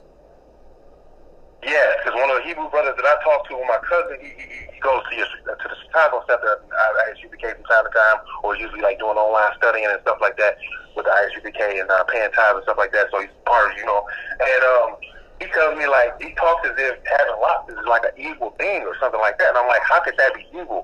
What makes that evil to me? I'm wondering what makes that evil. Or he talks as if it is evil. He's like he has to have braids in his head. It's like part of the side. So I'm a little bit, I want to ask about that. Yeah, no sweat. When you have locks in your head, it is unlawful to have locks in your head. You know why? Because it's another person's culture. Right. You know what I mean? Black people didn't have locks in your head. When you look up the word lock, I forgot what's the word lock in Hebrew? Maklapa. When you look up the word in Hebrew, it's maklapa, which means locks, like as in braids. You know what I mean? Like when you get dreads, your hair is not locked up. Like when you see locked in the Bible, when you get dreads, your hair is not locked up. How do you get dreads? I'm asking you. As a person, I've had them back in 2008. I had them in my head, so I guess I had to get them twisted or something like that. I guess twisted. Then what? And then after that, what do you do? I couldn't even really. You don't do nothing to it. You don't do nothing to it. You just let it grow. You let it grow. Right, I think so. You let it grow, and it grows, and it starts to, twist up and tangle up, and that's how you get dreadlocks. You know what I mean? But what you gotta understand is about Hebrew people, we are a very clean people, man. Right. You understand? We came up with hygiene. Locks is not hygienic, man. You got a whole bunch of dead hair and dirt in your head, man. It's filthy. You understand? That's East Indian cultures. Locks never was on black people. The East Indians brought the locks with the Shiva and all those guys. You look at their hair, it's all matted up. That's what it really is. It's mats. So that's not black people culture, man. Yeah, because people, okay. I kind of get that in the sense. Okay, so that gives me a further articulation of it. I kind of get that part of it. You do know that there are Egyptian inscriptions all around the world and stuff like that, where it has people like with locks in their head. People look like they have short waves, short haircuts. But if you look at, there's all different types. Right, you right. But if you look closely at those pictures that you see, them hieroglyphs, those are actually braids, man. You know what I mean? Those are braids. Some that you lock up. Yeah, so you can get braids, but you can't get dreadlocks. You know what I mean? Braids is more what it's talking about, maklapa. You understand? That's what it's talking about. So it's talking about, like, when you look at Samson, and it said he had 7 long locks, that's braids going down his head, man. Because what can you do? You can take out, if you lock something, right? Even in the word lock, if you lock something, what can you do if you lock it? I guess you can unlock it, but... Right, you can unlock it. Can you unlock dreads, or do you have to cut them things off? It's not a lot of times unless you're really good. You're more likely got to cut them off, though. Yeah, you can't unlock dreads. That's how you know it's not talking about those locks, man. You know what I mean? So dreadlocks is an East Indian culture. That's not black, Hispanic, and Native Americans. You understand? And your hair is dirty. You know what I mean?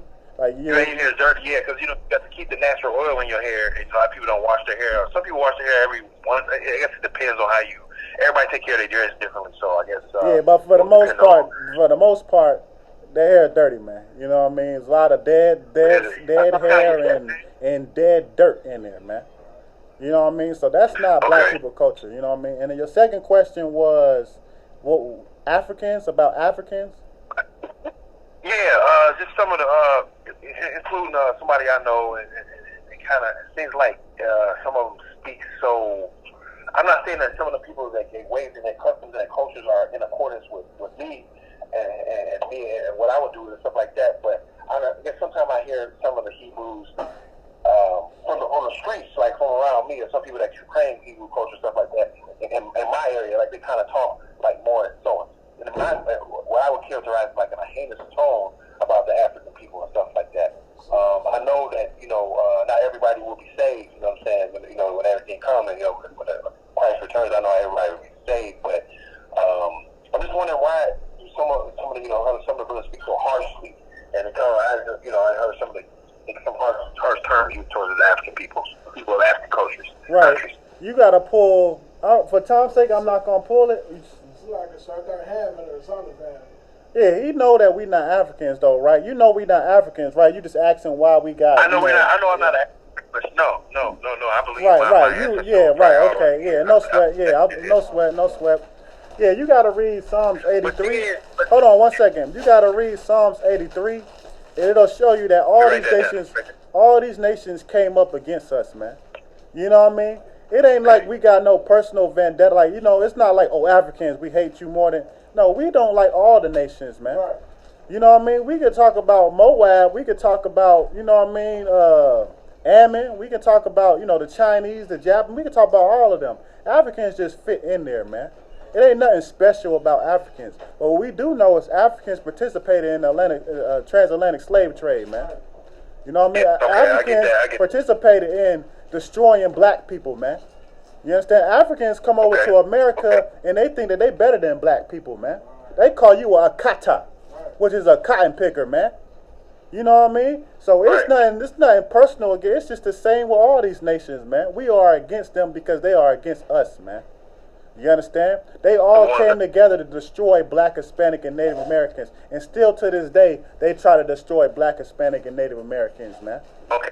I'm getting more of a full-rounded picture because now I kind of get that more of the aspect of some of the, some of the African people that did sell out their own people and sold some of us out either into the translation. So I get that part of it. So when you have somebody like me, who I am definitely of a Hebrew lineage, stuff like that, are you against getting a genetic test or a DNA test or whatever like that will prove your genetic lineage and stuff like that? And how does the nation of U.P.K. How does the nation of U.P.K. in particular feel about those genetic tests and stuff like that? Which would some of them, a lot of us black people would have lineage going to African countries, either whether we're a small part of this country or a small part of this or something. You know what I'm saying? So how do you feel about those genetic tests and stuff like that? How does the nation of U.P.K. Yeah, no sweat. I got you. I got a precept for you on that. This will be the last question though, because we at the end of the class. If not, if anything, that's cool. Maybe help me out a lot. Yeah, no sweat. Help me out. Yeah, no sweat. If anything, you know what I mean. We got class tomorrow or next week this same time, so you can just call in early. We normally like to get a lot of the questions off at the beginning of the class, so just call in early tomorrow or next week on Tuesday, depending on your time at 7. And you know what I mean. You can ask all the questions you want, but I'm answering this last question. Somebody pull Titus 3 and 9 for me. The other one you said was Psalms 91, and this one you just said is Titus. Oh, no, the other one was Psalms 83, and this one is going to be Titus 3 and 9. Titus 3 and 9, okay. So somebody pull Titus 3 and 9. Go ahead. Book of Titus chapter 3, verse 9. But avoid foolish questions and genealogies and contentions and strivings about the law, for they are unprofitable and vain. Right, it say avoid foolish questions, man, and genealogies. Okay. You can't get no DNA test, man. You know what I mean? You know why? Because first of all, just on the plain level, genealogy tests, a DNA test, you know what it traces? Well, usually it traces that back to a lot of us black people having you know what side of your family, what side of your parents it traces. That's what I meant. It's a maternal test, man. So first of all, it don't even trace your father. It's not a paternal test. And in the Bible, Hebrews, we go by the lineage of our fathers. You are what your father is, the seed of your father. So first of all, the tests do a maternal test. And second of all, you can get a DNA test from 2 or 3 different people, or you can get it from the same person different times, and it'll come back something different every time, man. You know what I mean? So those DNA tests is false. They're not real, man.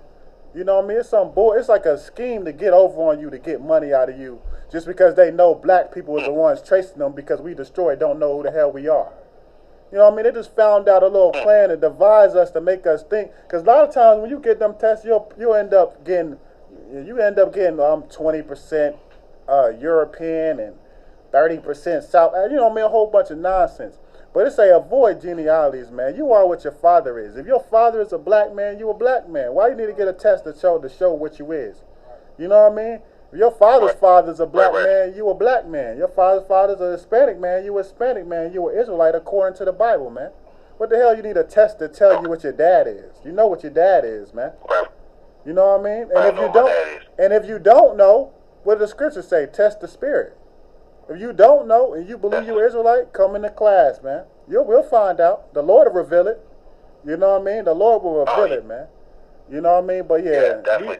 we don't believe in, DNA tests, and that's against the Bible. Okay, you know what? Thank you so much. I kind of get that, and I kind of get that more so too. And man, you really put a nice picture in my head. So thank you, man. You articulated your answers very well to me, and I appreciate it, man. Shalom. All right, no sweat. Shalom, brother. Shalom, and no sweat. Yep. All right, with that, we're going to go ahead and pass the class off to Officer 1000 Thumayum. That's right.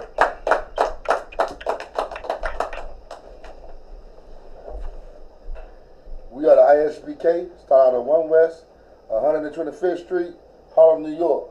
Rules for new brother and sister. When a new brother or a sister comes to the school, they are off limits for 6 months. They are to be saluted only.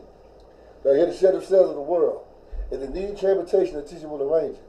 After 6 months, if a brother or a sister has an interest in a particular person, he or she must get permission from the head to speak to a brother or a sister. There is another 6 months in which the brother and sister will court each other. After this 6 months period, the brother and sister will get permission from the head to marry. Tithes, which is a commandment, you can find this in the book of Numbers, chapter 18, verse 21. And also in the book of Malachi, chapter 3, verse 8 through 10, means tenth in the Hebrew, my Ishua, tenth of every penny of any increase the Lord gives you, give to the treasury department or teacher. The priest one is not mandatory, whatever amount you'd like to give. But we do the envelopes, the donations in the envelopes, and priest one the envelopes.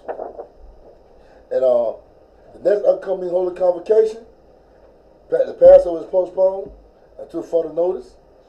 And if anyone wants to be a trooper in the school, start to wear all black boots, shirt, pants, headband, and scarf. And with that, our margin, which means stand. All right. Man of Israel, we're going to get one courtesy salute. Amam Shabbat, Amajim, Barak, Yahweh Shem Yahushua Barakatah. We just said in the English, may the Most High bless you in the name of Christ. Yahweh Matah, I mean hands down, Sar, which means turn. Sisters, you're going to stand in a 45-degree angle with your right hand over your left. And also be shamefaced. And when we say Barak, you're going to put your right hand over your chest. And Barak means blessed. Men of Israel, we will get one courtesy salute. Amam Shabbat, Amajim, Barak, Yahanna, Shemar, Alakam, Hashem, Yahushua. And what we just said in the English, may the Most High watch over you in the name of Christ. Yahweh Matah, with me hands down, class dismissed.